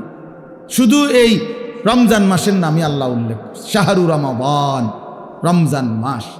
অতএব যেটা আল্লাহ উচ্চারণ করছেন সেটা দামি, দামি কি না বলেন? 2, আমাদের নবীজির জবানে রমজান শব্দ উচ্চারণ হয়েছে কিনা? হয়েছে। নবীজি বারবার বলছেন ইজা দাখালা রমাদান, যখন রমজান আসে, ফুতিহাত আবওয়াবুর রাহমা আবওয়াবুল জান্নাহ, রহমতের সব দুয়ার আল্লাহ খুলে দেয়, জান্নাতের সব দুয়ার আল্লাহ খুলে দেয়। অগুল্লিকাত আবওয়াবুন নার, জাহান্নামের দরজা বন্ধ করে দেয়। অসুলসিলাতিশ শায়াতিন, শয়তানগুলোকে শেকলে বন্দি করে দেয়। এটা মজার বিষয় হইল, মনে করেন এদিক দিয়া ওই পাশ থেকে কোনোখান দিয়া বাইর হইবার কোনো ব্যবস্থা নাই, রাস্তা কেবল একটাই, আপনাকে এদিক দিয়ে বাইর হইতে হইব, ঢুকবেন কেবল এটাই, এদিক দিয়েই ঢুকতে হবে। তা আল্লাহ যেন রমজান মাসে জাহান্নামের সব দরজা বন্ধ করে দেয়, শয়তানগুলোকে শেকলে বন্দি করে ফেলে। এবার আল্লাহ যেন বলে, বান্দা এটা রমজান, যেদিক দিয়েই আমল শুরু করবা, যে এলাকার থেকে আমল শুরু করবা, মানে আমার জান্নাতের দিকে হাঁটা শুরু করবা, তো কোনোখানে বাঁচবে না, কোনোখানে ভুল হবে না, পথ হারাইবা না, রাস্তা ভুল হবে না, অন্য কোনো দরজা দিয়ে ঢুকার সম্ভাবনা নাই। শুধু খোলা যেই দরজা, এটা শুধুই জান্নাতেরই দরজা, ঢুকলে শুধু জান্নাতেই ঢুকবে, ঢুকলে শুধু জান্নাতেই ঢুকবে। কারণ খোলাই তো কেবল কিসের দরজা? জান্নাতের, জান্নাতের দরজা। এজন্য রমজানে যদি কেউ ইবাদতে লাগে, বন্দিগিতে লেগে যায়, আল্লাহর হুকুম পালন, তো আল্লাহ তাআলা বলেন মাস শেষে শুধু কেবল জান্নাতেই ঢুকবা, জান্নাতেই ঢুকবা, জান্নাতেই জান্নাতেই ঢুকবা। তাহলে নবী সাল্লাল্লাহু আলাইহি ওয়াসাল্লাম রমজান মাসের নাম রমজান উল্লেখ করছেন। মান কামা রমাদান, মান সামা রমাদান, এই রমজান শব্দটি আল্লাহ নবী বারবার উল্লেখ করছেন, বারবার উল্লেখ করেছেন। তাহলে যেই নাম আল্লাহ উল্লেখ করছেন, যেই নাম নবীজি উল্লেখ করছেন, তাহলে এটা নিঃসন্দেহে দামি কিনা বলেন? অতএব রমজান মাস আল্লাহর কাছে যেহেতু প্রিয়, রমজান মাস নবীর কাছে যেহেতু প্রিয়, আমি মোমেনের কাছেও রমজান প্রিয়। যা আমার আল্লাহর প্রিয় তা আমারও প্রিয়, যা আমার নবীর প্রিয় তা আমারও কি প্রিয়। এটা হলো এক। এবার আল্লাহ তাআলা রমজানের বৈশিষ্ট্য বলতেছে, আল্লাযী উনজিলা ফীহিল কোরআন। রমজান এটা সেই মাস যেই মাসে আমি আমার শ্রেষ্ঠতম কালাম কোরআন নাজিল করেছি। তাহলে রমজান মাস সেই মাস যেই মাসে কোরআন নাজিল হয়েছে। তাহলে রমজান কোরআন, রমজান কোরআন, এটা একদম কাগজের এই পিঠোপিঠ। এই পিঠে যদি লেখা থাকে রমজান, ওই পিঠে দেখা যাবে লেখা আছে কোরআন। কোরআন, রমজান আর কোরআন, অর্থাৎ রমজান মানে কোরআনের মাস, কোরআনের মাস। রমজানটাকে মনে করেন মেহমানের সামনে ট্রের মধ্যে করে 10 আইটেমের ছোট ছোট বাটিতে তরকারি দিছে, দিয়া উপরে একটা সুন্দর কাপড় দিয়ে মখমলের ঢেকে দিছে সবগুলোর উপরে, সবটি বাটির উপরে। তো আল্লাহ তাআলা যেন এই রমজান মাসটাকে কতগুলো ইবাদত দিয়ে সাজিয়েছেন। যেমন রোজা, এটা একটা ইবাদত, ইফতার এটা একটা ইবাদত, সাহারি মানে রাত্রির খাবার এটা একটা ইবাদত, 20 রাকাত তারাবি এটা একটা ইবাদত, তারপরে শেষ দশকে এতেকাফ মসজিদে এটা একটা ইবাদত, শেষ দশকের বেজর রাত্রিগুলোতে শবে কদর এটাও একটা কি ইবাদত।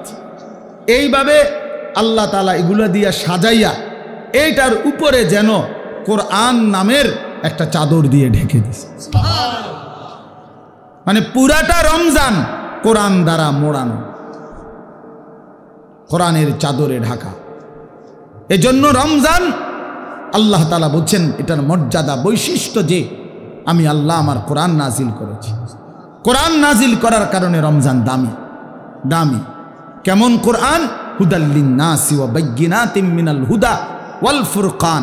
আল্লাহ বলেন কোরআন হচ্ছে বিশ্ব মানবতার হেদায়েত এবং হেদায়েতের স্পষ্ট পথ নির্দেশিকা, মানে কোনো বিষয় অস্পষ্ট নাই।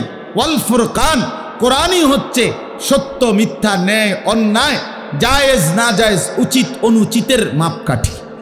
কোনটা করা উচিত, কোনটা ছাড়া উচিত, কোনটা ন্যায়, কোনটা অন্যায়, কোনটা উচিত, কোনটা অনুচিত, আল্লাহর কসম এটা একমাত্র কোরআনই সিদ্ধান্ত দেয়। আমার রসুলের সুন্নাহ হাদিসই শিক্ষা দেয়। এজন্য কোরআন সুন্নাহ থেকে যে বঞ্চিত, কোরআনের জ্ঞান যে পায় নাই, রসুলের হাদিস যে শিখে নাই, আল্লাহর কসম সে ন্যায় অন্যায় চিনতেই পারে না। কোরআনবিহীন সভ্য হয় না, কোরআনবিহীন আখলাক হয় না, হতেই পারে না। পৃথিবীর আর কোনো বই দিয়া হবে না, হালাল হারাম বুঝবে না। পরে তো উচ্চ শিক্ষিত, কথা তো বলে শুদ্ধ, রেজাল্টও খুব ভালো, শব্দ উচ্চারণ চমৎকার, কিন্তু আজকে 5 বছর একটা মেয়ের সাথে সম্পর্ক, হাঁটে চলে মেয়ের সাথে, এটা যে হারাম এইটাও তার আন্দাজের মধ্যেই নাই, কারণ কোরআনের জ্ঞান না থাকার কারণে, কোরআন না থাকার কারণে হালাল হারামের পার্থক্য বুঝার অন্য কোনো জ্ঞান তার কাছে নাই। এই জন্য কোরআনই একমাত্র মানুষকে ন্যায় অন্যায় শিখায়। ওয়াল ফুরকান। আমরা চ্যালেঞ্জ করলাম, আমি চ্যালেঞ্জ করলাম, তোমরা ছেলেরা যারা স্কুলে পড়ো, কলেজে পড়ো, ইউনিভার্সিটিতে পড়ো, প্রিয় বন্ধু চলো সিদ্ধান্ত নিয়ে তুমি দেখাও যে কোরআনের মতো আরেকটি কিতাব বই আছে যেখানে সত্য মিথ্যা, আলো অন্ধকার, ন্যায় অন্যায়, হালাল হারাম শিখায়। আমার জীবনের করণীয় কি, বর্জনীয় কি, আমার জীবনের উচিত কি, অনুচিত কি, আমি কি করা উচিত, আমি কি বর্জন করা উচিত, এটা শিখায় এমন কোনো বই আল্লাহর জমিনে নাই কোরআনবিহীন, হাদিসবিহীন, নবীর তরিকাবিহীন নাই। এটা নাই হইতে পারে না। আমরা পড়ছি জেনারেল লাইন, আমি তো কুমিল্লা ভিক্টোরিয়া কলেজ থেকে মাস্টার্স পাস করছি, জেনারেল লাইনের পুরা পড়ালেখা করছি, সায়েন্স বিজ্ঞান বিভাগ থেকে তো এসএসসি পাস করছি, বিজ্ঞান পড়ছি আমি। অতএব বলো ভাইয়া, ভালো রেজাল্ট করছি আলহামদুলিল্লাহ, সব রেজাল্ট ভালো। তাহলে এই জন্য বললাম আল্লাহর কোরআন থেকে বঞ্চিত এই রমজানের সামনে আলোচনায় এটা আল্লাহর জন্য উল্লেখ করছে, বান্দা সর্বশ্রেষ্ঠ মাসে সর্বশ্রেষ্ঠ কিতাব কোরআন আমি নাজিল করেছি। তাইলে মানুষ হলো সর্বশ্রেষ্ঠ আল্লাহর সৃষ্টি, কোরআন হলো সর্বশ্রেষ্ঠ কিতাব, রমজান হলো সর্বশ্রেষ্ঠ মাস। অতএব সর্বশ্রেষ্ঠ যেই মানুষটা আল্লাহর কোরআন থেকে বঞ্চিত, খোদার কসম সুম্মা রাদাদনাহু আসফালা সাফিলিন, আল্লাহ বলে এবার আমাকে ছেড়ে দিলা, কোরআন ছেড়ে দিলা, তো আমি তোমাকে একেবারে নিকৃষ্ট থেকে নিকৃষ্ট স্থানে তোমারে পৌঁছায় দেব, নিকৃষ্ট থেকে নিকৃষ্ট। এই জন্য দয়া করে আজকে আমি এই একটা কথাই শেষে বলতে চাই, অনেক কিছু বলা দরকার, কিন্তু একটা প্রসঙ্গ শুধু বলতে চাই যে রমজান আমাদের সামনে। একে তো রমজানকে কদর করা উচিত, রমজানে ইবাদত আখিরাতের প্রস্তুতি নেওয়া। আর বিশেষভাবে অনুরোধ করছি আপনাদের কাছে, ছেলেদের বাবাদের, যে আল্লাহর কোরআন যাদের অশুদ্ধ, কোরআন শরীফ যারা পড়তে পারেন না, কোরআন শরীফের জ্ঞানের সাথে যাদের কোনো সম্পর্কই নাই, আপনারা আরেকবার ঘুরে দাঁড়ান, আরেকবার ঘুরে দাঁড়ান। কোরআনের মাসে কোরআনকে ইজ্জত করেন, তাহলে আল্লাহ বরকত দিবে। যার কোরআন, আপনার বয়স 90 বছর হোক আর 9 বছর হোক, ছেলেরা বাবা তোমরাও, পর্দার আড়ালের মা বোনরাও, বয়স্ক বাবারাও, আমরা প্রত্যেকেই রমজান আমাদের সামনে, সবাই সবার সুবিধা মতো ইমাম সাহেবের কাছে, কোনো আলেমে দ্বীনের কাছে, কারো না কারো কাছে আল্লাহর কোরআন শিখেন, কোরআন শরীফ সহি শুদ্ধ করেন। এটা উচিত, এটা ইনসাফ বাবা, এটা ইনসাফ।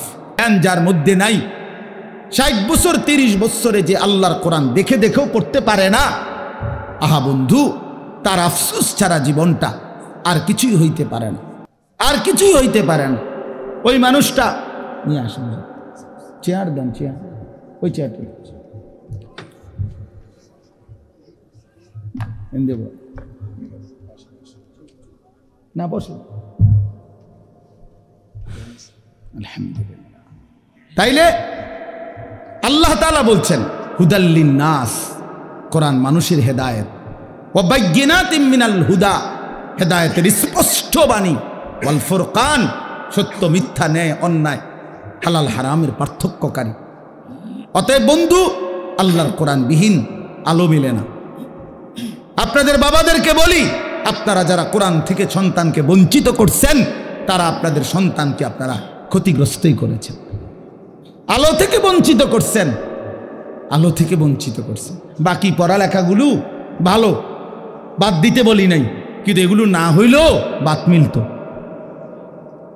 এগুলো না হলেও ভাত মিলত। দুনিয়া এমনিই মিলে যায়। কত মূর্খ বকলম, নাম দস্তখত করতে জানে না, টিপসই দেয়, টিপসই। এমন মানুষ হাজার হাজার কোটি কোটি টাকার মালিক এমন নাই? তো তে আনলো করতে কেটে, এই মূর্খে আনলো করতে কে টাকা এগুলা? হেতেও তো দুনিয়া বুক করে। কথা বলেন, তার কি নাই? বাড়ি গাড়ি, নারী, ক্ষমতা, প্রভাব, প্রতিপত্তি সবই তো আছে। তাহলে দুনিয়া এমনি বুক করা যায়। যে বুবা, দেখেন যে বুবা মানুষ, বুবা বাস্তবিক অর্থেই বুবা, সেও তো দুনিয়া ভোগ করে, করে না?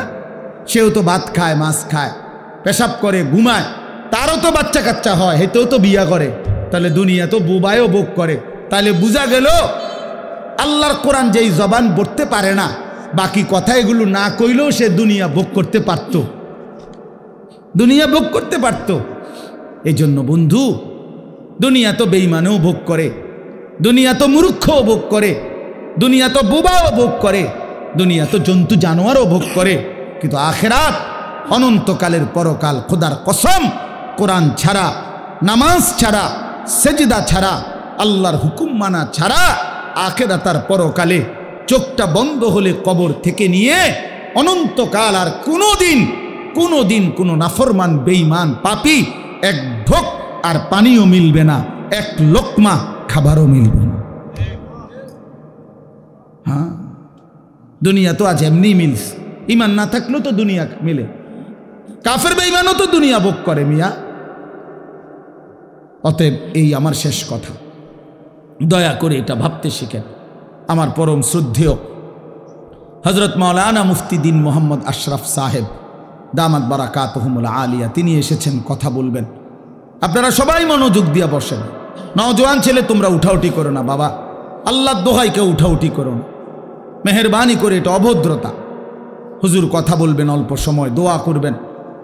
তো আমার অনুরোধ রইল বাপ, ছেলেদেরকে বলি বাপ, রমজান মাস, অনেকের পড়ালেখার ব্যস্ততা, স্কুলের ব্যস্ততা কিছুটা কম হইতে পারে, অথবা ব্যস্ততা থাকলেও একটু সময় বের করে আল্লাহর কোরআন শিখার ফিকির করেন।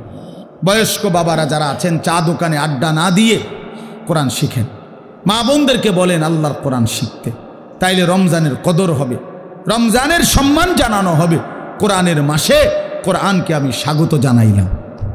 আল্লাহর নবী সাল্লাল্লাহু আলাইহি সাল্লাম বলছেন, শেষ কথা হইল, নবীজি বলছেন, আল্লাযী ইয়াকরাউল কুরআনা ওয়া হুয়া মাহিরুন বিহি মা'আস সাফারাতিল কিরামিল বারারা। আল্লাহর নবী সাল্লাল্লাহু আলাইহি সাল্লাম বলেন যে বিশুদ্ধভাবে, সুন্দরভাবে আল্লাহর কোরআন পড়তে পারে, পড়তে থাকে, সে নেককার, পুত, পবিত্র, সম্মানিত ফেরেশতাদের সাথী হবে। আর ওয়াল্লাযী ইয়াকরাউল কুরআনা ওয়া হুয়া ইয়াতাতা'তাউ ফীহি ফালাহু আজরান। নবীজি কি সুন্দর কথা বলছে। নবীজি বলছে, আর যারা কোরআন পড়তে গিয়ে ঠেকে, মানে ঠেইকা পড়ে, কষ্ট হয় বেচারা, নতুন শিখছে, নতুন শিখতেছে, ঠেইকা ভাঙ্গা খুব কষ্ট করে পড়তেছে, শিখতেছে, আল্লাহর নবী বলেন ফালাহু আজরান, আমি নবী বললাম আমার সেই বান্দা, সেই উম্মতের জন্য প্রতি অক্ষরে অক্ষরে দ্বিগুণ নেকি, ডাবল নেকি দেওয়া হয়। এক তো কোরআন পড়লা, আরেক তো কষ্ট সত্ত্বেও কষ্ট করে উচ্চারণ করার চেষ্টা করল। অতএব নতুন করে শিখে যদি কষ্ট করেন তা আপনি ঠকবেন না, বরং দ্বিগুণ নেকি পাবেন ইনশাআল্লাহ। এজন্য আমরা প্রত্যেকেই এবারের রমজানে চেষ্টা করেন আল্লাহর কোরআন শিখার। আল্লাহ আমাদেরকে তৌফিক দেন। কিয়ামত পর্যন্ত আর কোন নবীর আগমন ঘটবে না। আমার নবী সাইয়্যিদুল মুরসালিন, নবীর খাতমে নবুওয়াত, নবী পাকের নবুওয়াতের হিফাজত কিয়ামত পর্যন্ত হবে, ইলমি দ্বীনের মাধ্যমে হবে।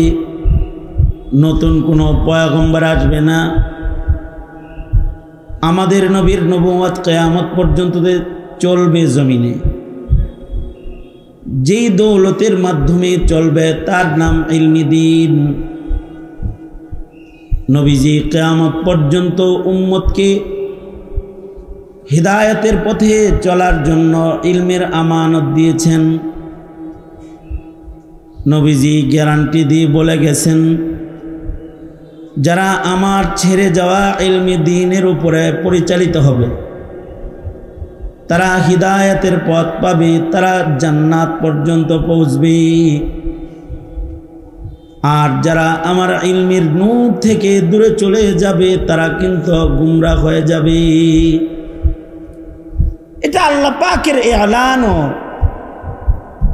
এ কারণে আল্লাহ পাক এই ইলমের হেফাজতের জিম্মাদারি হাবিবের সম্মানে, হাবিবের রেখে যাওয়া ইলম হেফাজতের জিম্মাদার আল্লাহ তাআলা নিজে হইছেন। আমাদের নবীজির পূর্বে যত নবী আসছে তাদের ইলম হেফাজত হয় নাই, কিন্তু আমাদের নবীজির রেখে যাওয়া ইলম হেফাজত হবে কিয়ামত পর্যন্ত। ইন্না নাহনু নাযালনা যিকরা ওয়া ইন্না লাহু লাহাফিজুন। হেফাজত করবেন কে? আল্লাহ। আওয়াজ করে বলুন, হেফাজত করবেন কে? আল্লাহ। আল্লাহ তাআলা নিজেই হেফাজত করবেন। আমাদের নবীজির ইলম যেটা হেফাজত হবে, আমাদের নবীজির ছেড়ে যাওয়া ইলমের একটা গুরুত্বপূর্ণ দিক হলো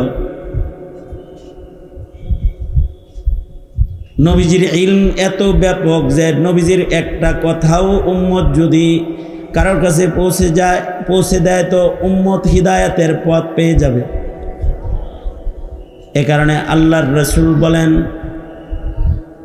আমার ছেড়ে যাওয়া ইলম থেকে যদি একটি কথাও তোমরা পারো জিম্মাদারি নিয়ে আমার উম্মতের কাছে, তোমার অপর ভাইয়ের কাছে পৌঁছায় দাও, বাল্লিগু আন্নি ওয়ালাউ আয়া,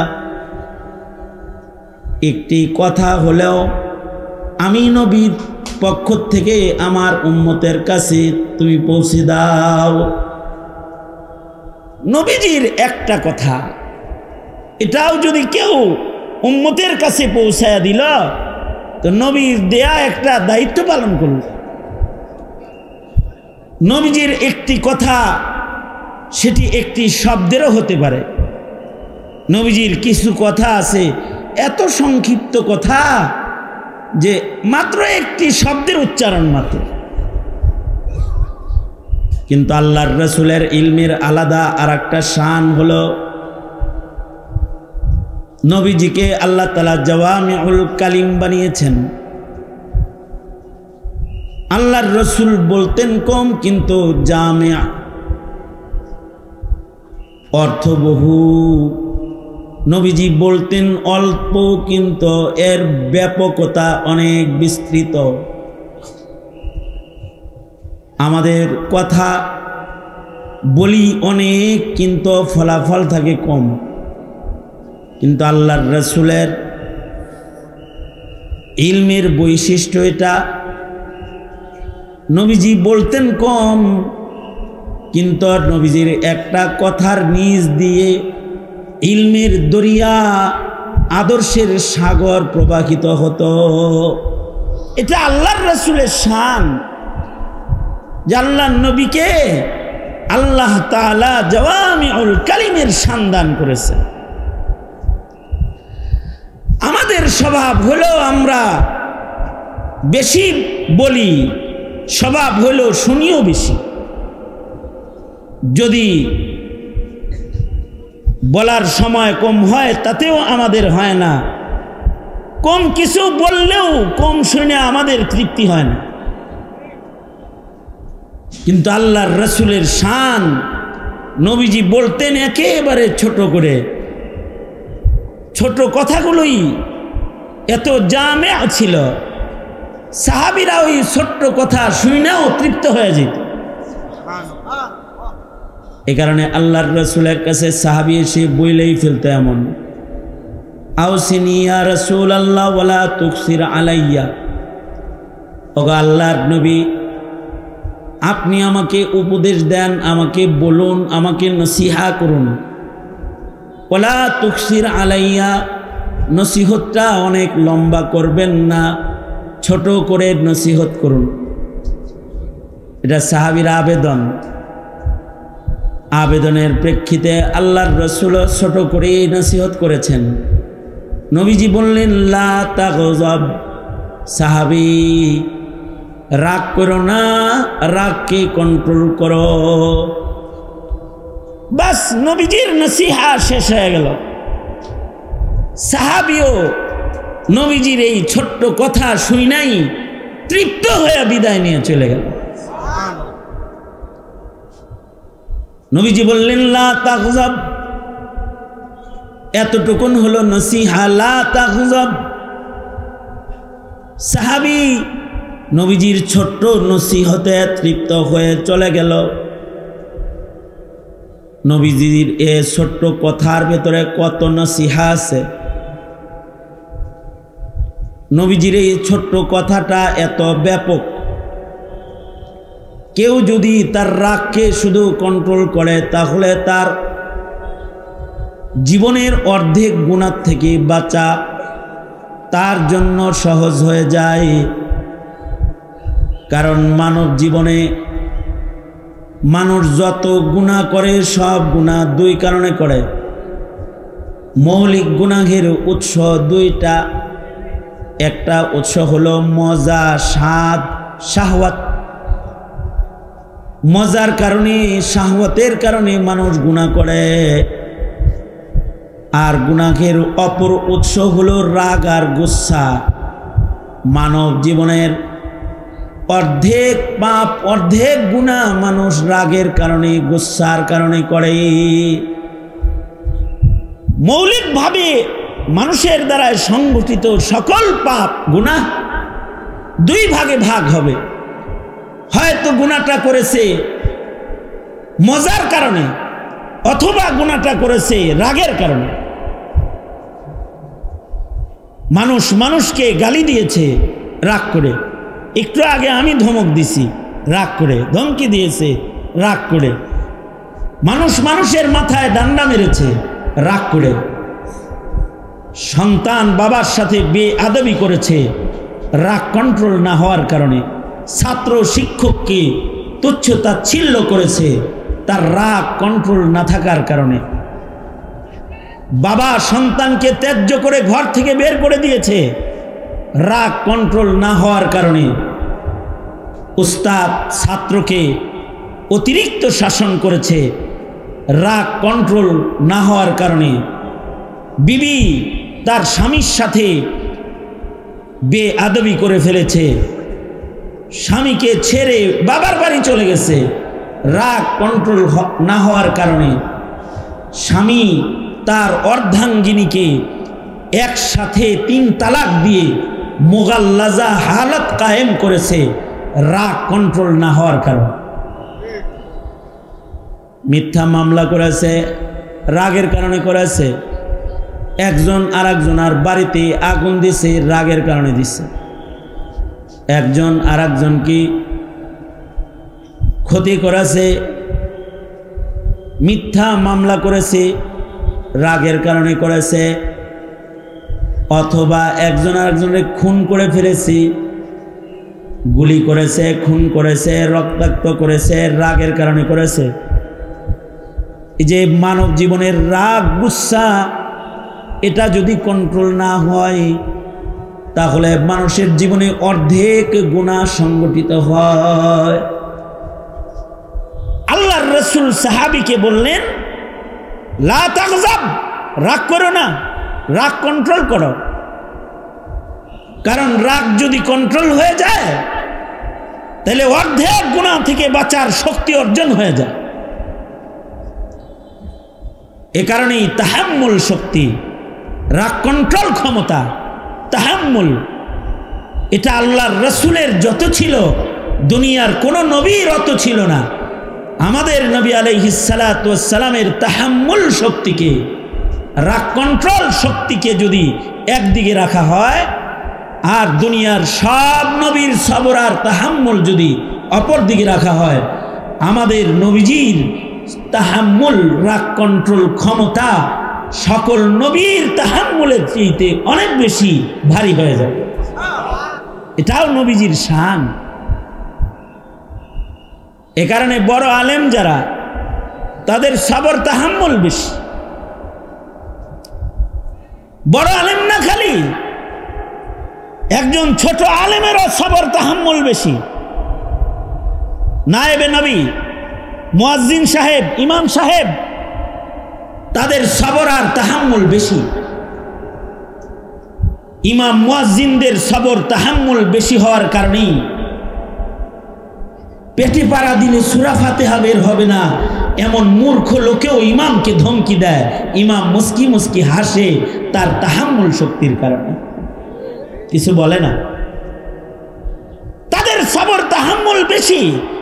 এ কারণেই মাসে 300 টাকা 500 টাকা চাঁদা দিয়া কমিটির সদস্য হয়ে নায়েবে নবীকে কখনো কখনো অপমান করে মসজিদ থেকে বের করে দেয়। ইমাম সাহেব চোখের পানি ফেলতে ফেলতে ইজ্জত নিয়ে চলে যায়। তাহাম্মুল বেশি, সবার সামনে ঝগড়ায় বিবাদে লিপ্ত হয় না। তাহাম্মুল বেশি।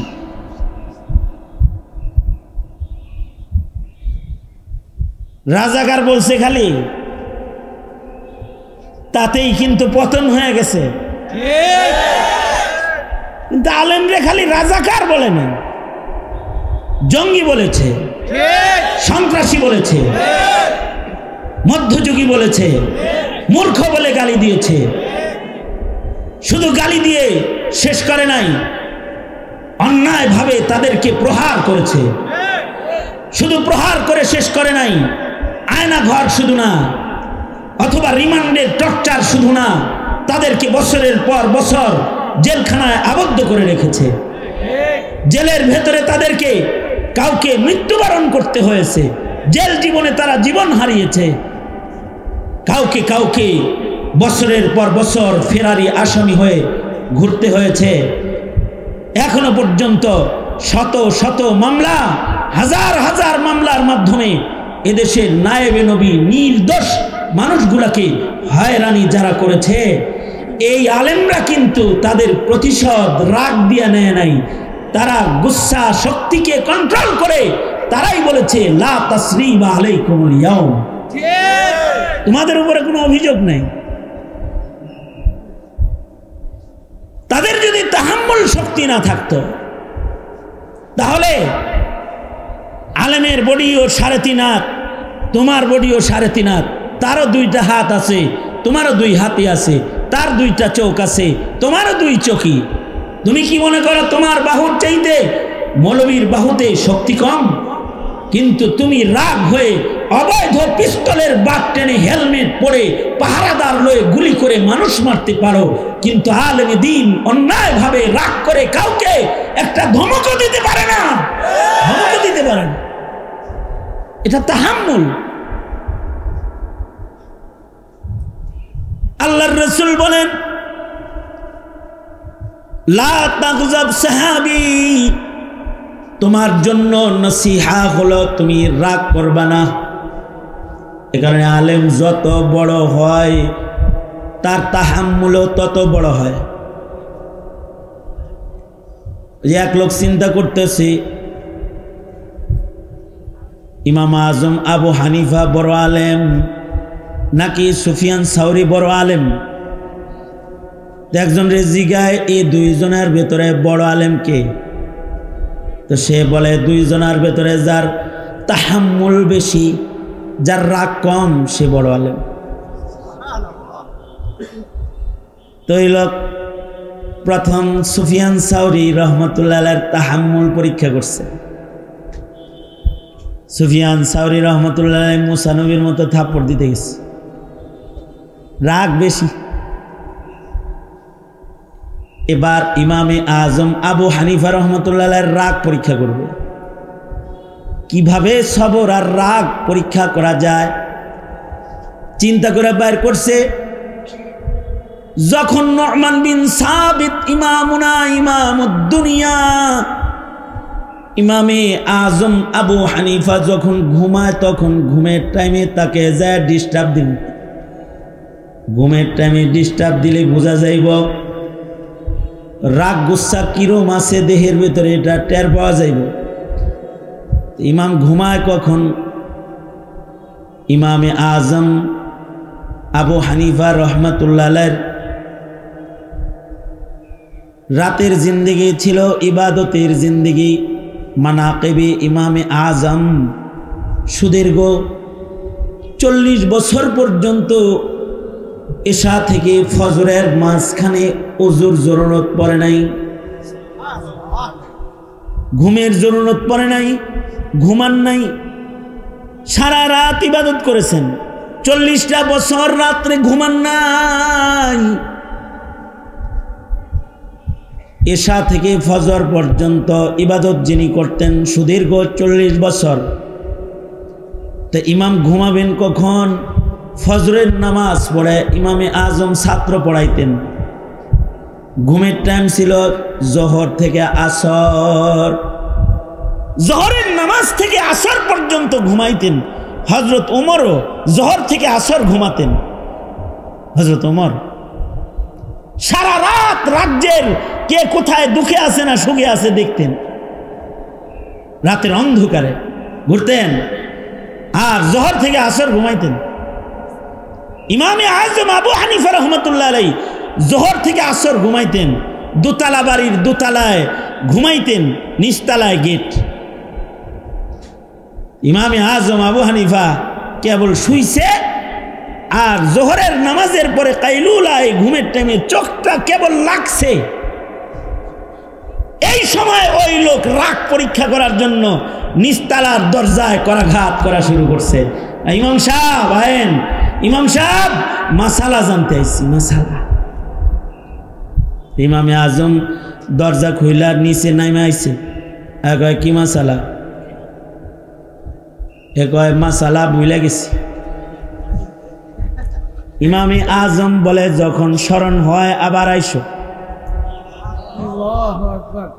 লোকটা গেছে, পাশে যায় বয়ে রয়েছে, এবার ঘুরে দেখে আর কয় কেবল মনে হয় ঘুমাইছে। 20 মিনিট গেছে আর আবার আইসা করাঘাত। ইমাম সাহেব মাসালা মনে হয়েছে, পড়েন। ইমামে আজম উপর থেকে নিচে নামছে তাড়াহুড়া করে নামছে। যদি আবার কয় যে ভুলে গেছি, সত্যই তাই। নিচে নামার সাথে সাথে কয় আপনার আসার ধরন দেখে তো মনে হয় যে আমারে ধরতে আইতাছেন। এরকম কোনো কথা মনে থাকে নাকি? ভুলে গেছি। আশ্চর্য তাহাম্মুল ইমামে আজম আবু হানিফার। ইমাম বলে যাও আল্লাহর বান্দা, যখন স্মরণ হবে তখন আবার আইসো, যাও। লোকটা গেছে গা, যা 20 মিনিট পরে আবার যখন বুঝছে যে এখন একটু ঘুমের ভাব আইছে, আবার আসছে।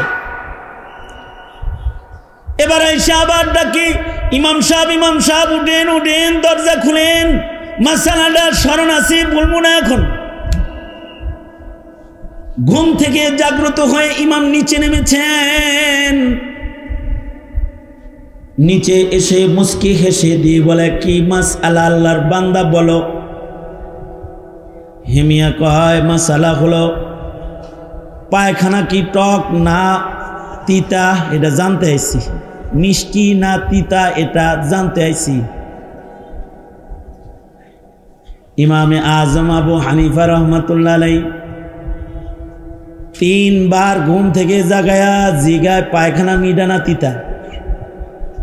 আমাগর মতো কাউকে যদি এমনটি কেউ করত, আগে ওর হাত পা বান্ধা করে ওরা শোয়া ওর মুখে দিয়ে টেস্ট করাই। কিন্তু ইমামুদ্দুনিয়া ইমামে আজম মুস্কি হেসে বলে পায়খানা যখন ভিজা থাকে তখন ওইটা মিঠা মিঠা থাকে, যখন শুকায়া যায় তখন তিতা হয়ে যায়। এই লোক ইমামে আজমকে চেতাইবার লেগা 4র্থ চেষ্টা করতেছে। 3 চেষ্টা তো গেছে, 4 নম্বরে বলে কি জানেন? ইমাম সাহেব ভিজা পায়খানা মিঠা, শুকনা পায়খানা তিতা, জিনিসটা আপনি জানছেন কেমনে? খাইছিলেন নাকি? মুখে লাগাইছিলেন? ইমাম বলে এরে আল্লাহর বান্দা, সব কিছু জিব্বা দিয়া স্বাদ নিয়া তারপরে অনুমান করতে হয় না। মহান আল্লাহ মানুষকে আকলের মহান নিয়ামত দান করেছেন। কখনো কখনো আকল দিয়া এগুলো বাইর করা যায়। আকল দিয়া আবার মিঠা তিতা কেমনে বাইর করলেন? দেখো না পায়খানা তাজা তাজা ভিজা যখন থাকে তখন তার উপরে মাছি বসে। মাছির খাসলত হলো মিষ্টির উপরে বসা। বোঝা যায় এর ভেতরেও মিষ্টতা আছে। যখন শুকায় যায় মাছির আনাগোনা বন্ধ হয়ে যায়, বোঝা যায় শুকাইলে তিতা হয়ে যায়, তাই আর মাছি আসে না। এই লোক সাথে সাথে ইমামকে বুকে জড়া বলে, তুমি ইমামে আজম, ইমাম হিসাবে আজম হওয়ার যোগ্যতা তোমার ভেতরে আছে, কারণ তোমার তাহাম্মুল বেশি। তাহাম্মুল আমাদের আকাবির আলেম যারা, তাদের তাহাম্মুল বেশি। আল্লামা আজিজুল হক রহমতুল্লাহ আলাইহির তাহাম্মুল বেশি ছিল। মুফতি আমিনী রহমতুল্লাহ আলাইহির তাহাম্মুল শক্তি বেশি ছিল। শাইখুল ইসলাম আল্লামা আহমদ শফির তাহাম্মুল বেশি ছিল। আল্লামা জুনায়েদ বাবুনগরীর তাহাম্মুল, রাগ কন্ট্রোল ক্ষমতা বেশি ছিল। তাছাড়া বর্তমান যুগের নেতা যারা, তাদের কর্মীরা কয়জন জীবন দিবে আর কয়জন পালাবে, এই নিয়ে সন্দেহ তাদের দিলেও আছে কর্মীর ব্যাপারে। কিন্তু আমাদের আকাবিরদের এই সন্দেহ নাই। আমাদের আকাবিররা জানতেন, এখন যদি বলি তোমাদের সকলকে রাজপথে জীবন দিতে হবে, তাহলে আমাদের আকাবিরদের মুখের একটি কথায় লাখ লাখ ছাত্র তলবের মধ্যে মুজাহিদরা জীবন দিতে রাজি, রাজপথে দাঁড়ায় যেতে প্রস্তুত, মরে গিয়েও শহীদ হতে প্রস্তুত। কিন্তু এমনকি হঠকারী কোনো সিদ্ধান্ত স্বাধীনতার পর থেকে আজ পর্যন্ত আমাদের মুরব্বীরা জেল খেটেছে, জুলুম বরদাস্ত করেছে, কিন্তু রাগের সীমানা অতিক্রম করে জাতির ক্ষতি হয় এমন কোন কাজ, এমন কোন সিদ্ধান্ত আমাদের মুরব্বীরা কোনোদিন দেয় না। কারণ তাদের তাহাম্মুল বেশি। তারা তায়েফের রক্তের মতো রক্তের নজরানা দিতে জানে। তারা শিহাবে আবি তালিবের মতো জেলের নজরানা দিতে জানে।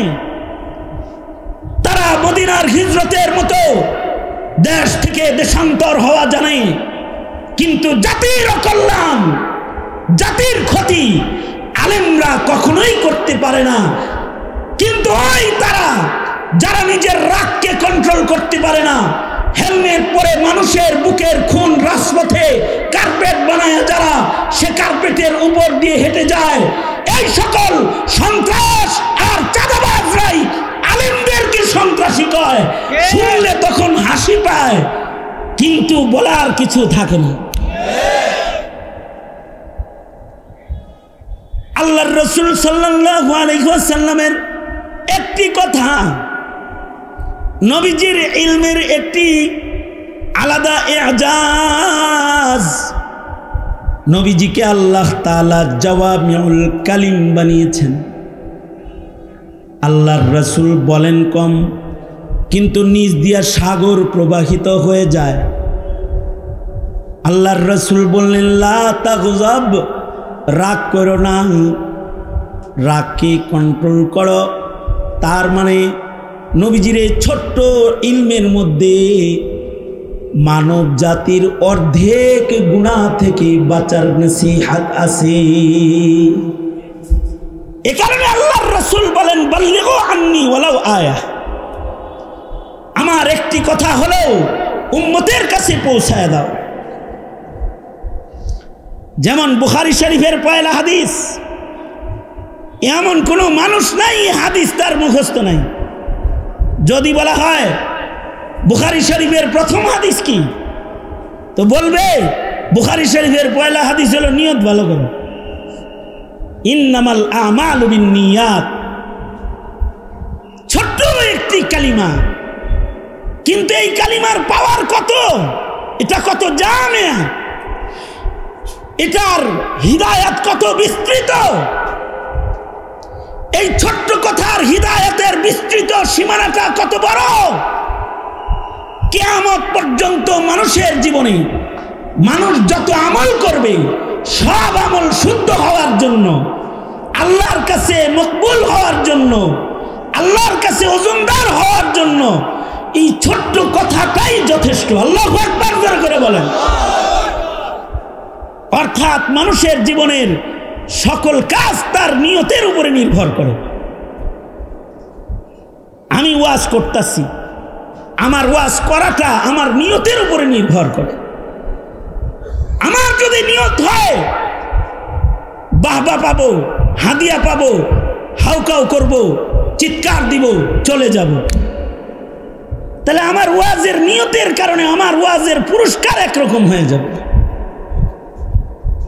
আর যদি আমার নিয়ত হয় ভালো, তাহলে ভালো নিয়তের ছোট ওয়াজের কারণেও অনেক বড় পুরস্কার আমি বলার মাধ্যমে পেয়ে যাব। আপনারা যারা বয়ান শুনতেছেন, তাদের শোনার নিয়ত যদি হয় ভালো, তাহলে আপনাদের একদিনের ওয়াজ শোনা আপনাদের নাজাতের কারণ হয়ে যাবে। আর যদি নিয়ত ভালো না হয়, সারা জিন্দেগি ওয়াজ শুনবেন কিন্তু নামাজ পড়ার যোগ্যতা অর্জন হবে না। বহু ওয়াজের শ্রোতা এমন পাওয়া যায় যারা সকল মুফাসসিরদের তাফসীর মুখস্থ, যারা ওয়াজকে নাম্বার দেওয়া জানে কিন্তু ওয়াজের উপরে একটা সেজদা দেওয়া জানে না, ওয়াজের আমল করে একটা সেজদার আমল করা জানে না। সারা জিন্দেগি পড়েছে, সারা জিন্দেগি শুনেছে কিন্তু নিয়ত ভালো করে শোনে নাই। অথচ কেউ যদি ছোট্ট আমল করে নিয়ত ভালো করে, তাহলে ছোট্ট আমল তার নাজাতের জন্য যথেষ্ট হয়ে যায়।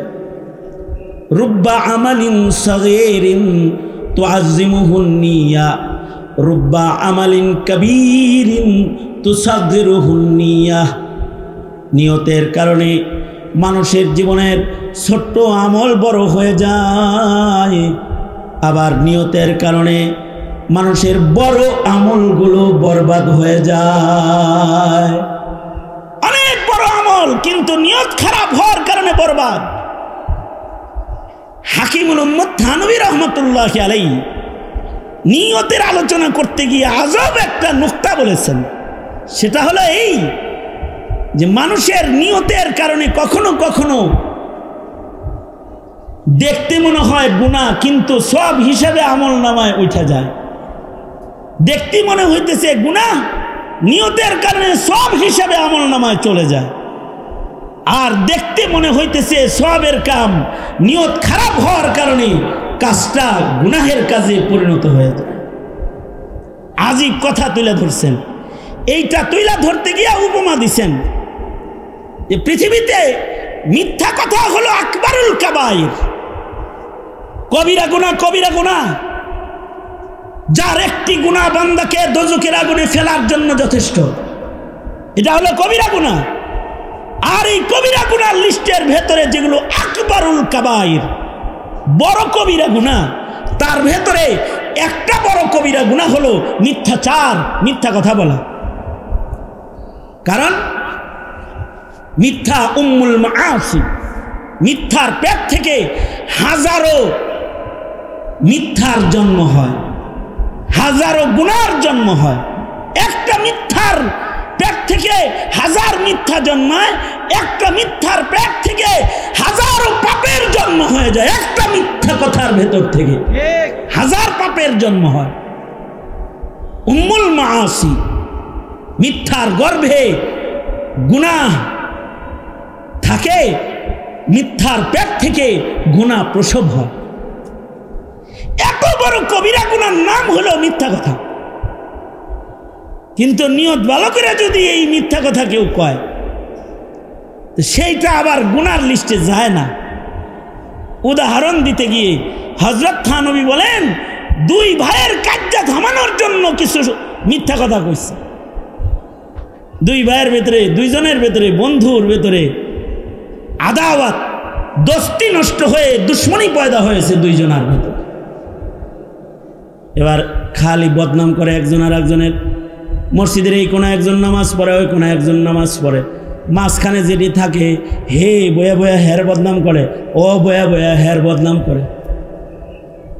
একজন চিন্তা করলো একরে একটু কাছাকাছি করি, বদনাম করছে একদিন খুব।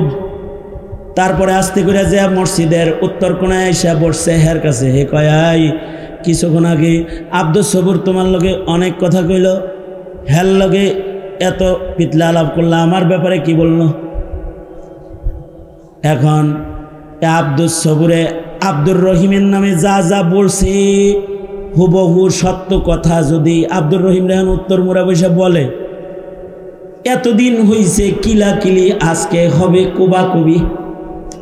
তার না বলে তার কিছু গুণগান বলেছি।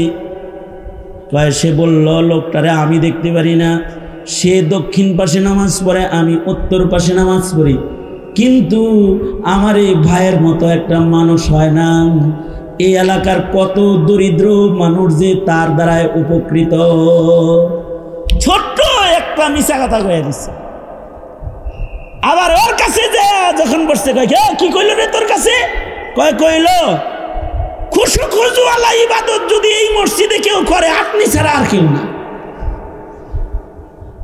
দুই মিথ্যা কথা দিয়া দুইজনের বিরাট দূরত্বকে কমায়া কাছাকাছি এনে দিয়েছে। এতদিন একজন আর একজনের চেহারা দেখতো না, আসরের নামাজ পড়া যখন বাইরে হইতেছে তো একজন আর একজনের সালাম আলখিদা দিয়ে দিচ্ছে। এবার সালাম আলখি দিছে, একদিন পরে আরো কিছু বইলে করে মুসাফা মোয়ানাকা করা হয়েছে। এবার দুশ্মনী অপারেশন করে 10টির নিয়ামত তাদের দুইজনের ভেতরে স্থাপন করেছে, কিন্তু ব্যবহার করেছে আস্ত কিছু মিথ্যা শব্দ।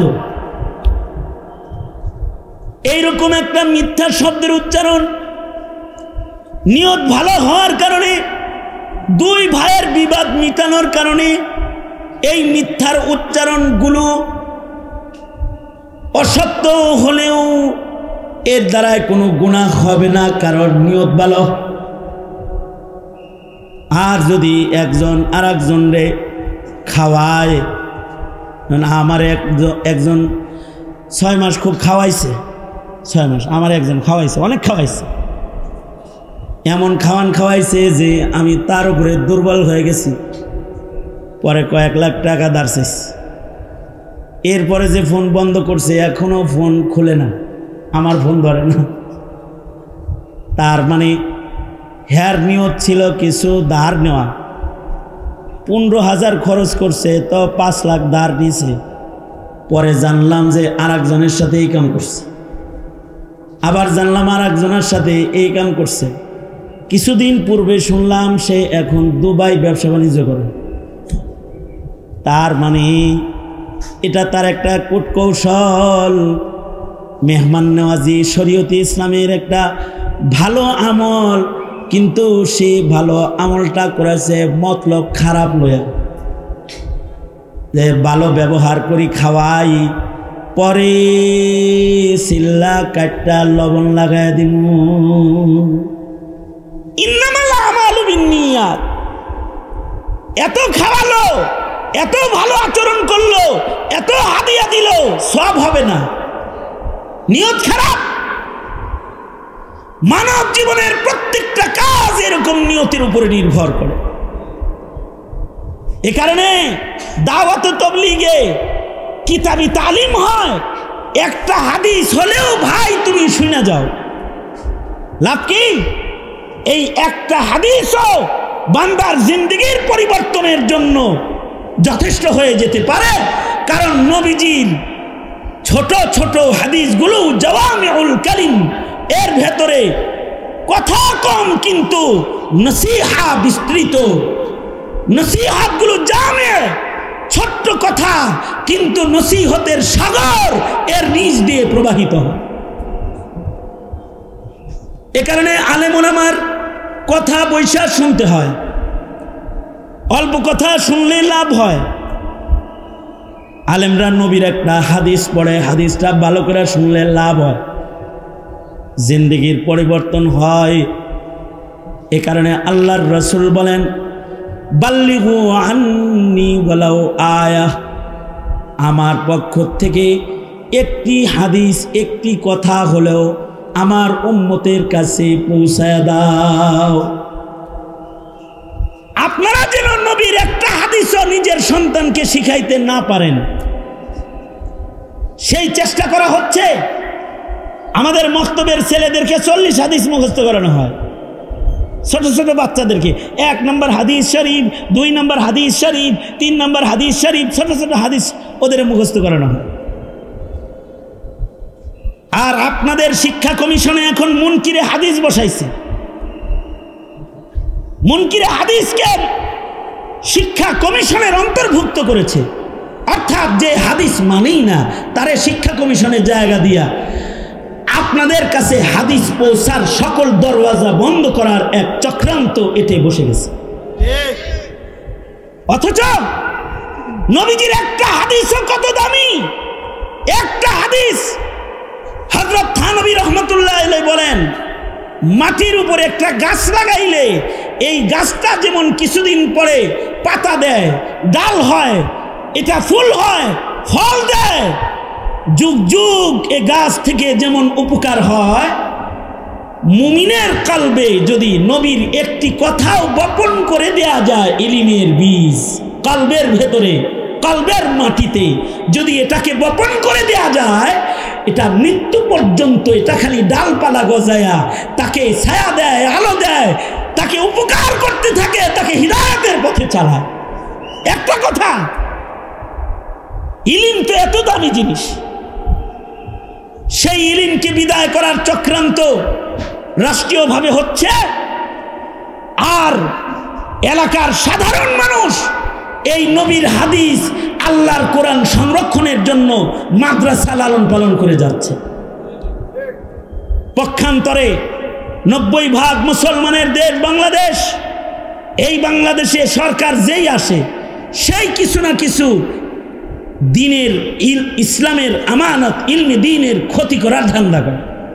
কারণ তারা যারা রাষ্ট্র চালায়, ওরা তো মুসলমান বানানোর জন্য রাষ্ট্র চালায় না, ওরা রাষ্ট্রের চেয়ারে বসে রাষ্ট্রের মানুষকে চুষে শোষণ করে খাওয়ার জন্য। তখন তারা তাদের ক্ষমতাকে ধরে রাখার জন্যে দাদা বাবুদেরকে খুশি করে মুসলমানের মৌলিক জ্বর কেটে কেটে দিন শূন্য করার পায় তারা একের পর এক ওরা এঁটে যায়। কিন্তু হুঁশিয়ার মুসলমান, আমাদের এই আগামীর প্রজন্মের দিনী ভবিষ্যৎকে নষ্ট করার সুযোগ ওদেরকে দেয়া কোনো চালাক মুমিনের কাজ না। সঙ্গত কারণেই মাদ্রাসা রক্ষা করা এই মিল্লাতের প্রত্যেকটা মুমিনের জিম্মাদারি। কারণ এই মাদ্রাসার মাধ্যমে জাতির কলবে ঈমানের, ইসলামের, ইলমের বীজ বপন হবে মাদ্রাসার মাধ্যমে। সুতরাং রাজনৈতিক দ্বন্দ্বের ঊর্ধ্বে থেকে জমিনের প্রত্যেকটা মাদ্রাসা সংরক্ষণ করতে হবে। করিমপুর জামিয়া ঠিক তেমন রাজনৈতিক দ্বন্দ্বের ঊর্ধ্বে গিয়ে এই রকম জামিয়ার মতো মাদ্রাসাগুলোকে মিটে যেতে দেওয়া যাবে না, তাহলে ইলম মিটে যাবে। পক্ষে থাকবেন তো ইনশাআল্লাহ, মাদ্রাসার পক্ষে থাকবেন তো ইনশাআল্লাহ। রাজনৈতিক মতভেদের ঊর্ধ্বে গিয়ে আগামীর প্রজন্মকে দিনের পথে চালাইতে ইলমে দ্বীনের রক্ষণাবেক্ষণ সবাই দায়িত্ব নিয়ে করব ইনশাআল্লাহ। হাত তুলে ওয়াদা করি, দোনো হাত তুলে ওয়াদা করেন, সোজা করেন, বলেন আল্লাহ। ইলমে দ্বীনের কেন্দ্র মাদ্রাসা রক্ষার দায়িত্ব আমি আমার জায়গা থেকে গ্রহণ করলাম। তৌফিক মতো মাদ্রাসার পাশে থাকব, অর্থ দিয়ে, শক্তি দিয়ে, ভালোবাসা দিয়ে মাদ্রাসা এবং ওলামায়ে কেরামকে সাহায্য করব। চিল্লায় জোরে কোন ইনশাআল্লাহ। আমি আসতে বলবো, আপনারা জোরে করে বলেন ইনশাআল্লাহ, জোরে করে বলেন, সোজা করেন, সোজা করেন। মুরব্বীরা আসবে, ওনারা কালেকশন করতে পারবেন। আমি মুরাদনগর হোক করিমপুর হোক জেনেই বসি এ কামটা আমার, দলিল খারাপ, বুঝেন না বিষয়টা, সোজা করো, ছাত্র পাঠাবো, যার পকেটে যা আছে আবু বকর ওমর ওসমান আলীর মতো প্রতিযোগিতা করে সাদাকা করবেন। জোর সোজা করেন, নাড়াচাড়া দেন, মুট করেন, মুট করেন, জোরে আওয়াজ দিয়ে চিল্লায় জোরে বলেন বিসমিল্লাহ, আরো জোরে বলেন বিসমিল্লাহ। সিধা পকেটে হাত ঢুকেন, ঢুকেছেন, যার পকেটে যা আছে সব বের করে বললাম। ছাত্ররা তোমরা রুমাল নিয়ে চক্কর লাগাও, ভলেন্টিয়াররা রুমাল নিয়ে ভেতরে ঢুকে পড়ো, যে যা নিয়ে আসছেন সব এই ব্যাগের ভিতরে গোপনে দেন। তবে কিছু চাঁদ সূর্য তো থাকতেই হয়, তারকা সব সময় দেখা না গেলেও চাঁদ সূর্যরে দেখা যায়। তার মানে আল্লাহ তাআলা আলো যেমন গোপনে রাখা পছন্দ করেন, আলোকে বিতরণও প্রকাশ করাও পছন্দ করেন। মজলিসে কিছু চাঁদ সূর্য লাগবে, ব্যাগের ভেতরে তো গোপন সাদাকা দান করবেন। এই মজলিসে একটা লোকের নাম আমি লেখাইতে চাই, এমন প্রথম যার কাছে একটা বড় সাদাকার আবেদন করব, অনেক বড় না, ছোট্ট একটা বড় সাদাকা, বেশি না, বৎসরে করিমপুর জামিয়ার বোর্ডিং চালানোর জন্য, শিক্ষকদের সহযোগিতার জন্য, যাকাতের অর্থ থেকে হোক, সাদাকা খায়রাত থেকে হোক, বেশি না, একটা মানুষের নাম লেখাইতে চাই এখানে, যে তিনি 30,000 টাকার একটা সাদাকা 30 পারা কোরআন বরাবর করবেন। একজনের নাম একটু আমরা লেখায়া সকলে একটু তার জন্য দোয়া করব, আল্লাহ যেন তার রিজিকে বরকত দান করে। কার নামটা আমরা চাঁদ সূর্যের মতো একটু লেখাইতে পারি? কে আছেন কোন দিনই ভাই জামিয়ার জন্য সারা বছরে 30,000 টাকার একটা সাদাকা মাদ্রাসা পরিচালনায় আপনি দান করবেন? কেউ উদ্বোস করেন না কিন্তু, এখন চুপ করে বসে থাকেন, অলিপুরি সাহেব হুজুর এখনই আসবেন। কার নামটা লেখাইতে পারি যে 30,000 টাকার একটা সাদাকা করবেন? মেহেরবানি করে একটু হাতটা তুললে আমরা একটু সবাই মিলে দোয়া করতাম, আল্লাহ তাআলা যেন আপনার জিন্দগিতে বারাকা দান করে এবং রিজকে হালালে আল্লাহ যেন বরকত দান করে। কে আছেন কার নাম লেখাইতে পারি? মা বাবার নামে 15,000, মায়ের নামে 15, বাবার নামে 15, 30 পারা কোরআন বরাবর 30,000 টাকা দিবেন। একজন আল্লাহর বান্দা একটু হাত তোলেন, কার নাম লেখাবো? কে আছেন? আমরা সবাই মিলে একটু দোয়া করব, আল্লাহ তাআলা যেন আপনার ব্যবসায় বরকত দেয়, আপনার রিজকে হালালে বরকত দেয়। একজন একটু হাত তোলেন। তোমরা যারা লাইভ চালাইতেছ লাইভটা বন্ধ করো, আমি তো মাদ্রাসার জন্য কালেকশন করতেছি। তোমাকে আকলে সলিমের একটু অভাব আছে, কিছু মনে করো না, আকল বুদ্ধির একটু অভাব আছে। নিজের ব্যবসাটা আর অনলাইনের লাইক কমেন্টটাই বুঝো, আর কিছু বুঝো না, শরীয়ত কিছু রাগ করো না।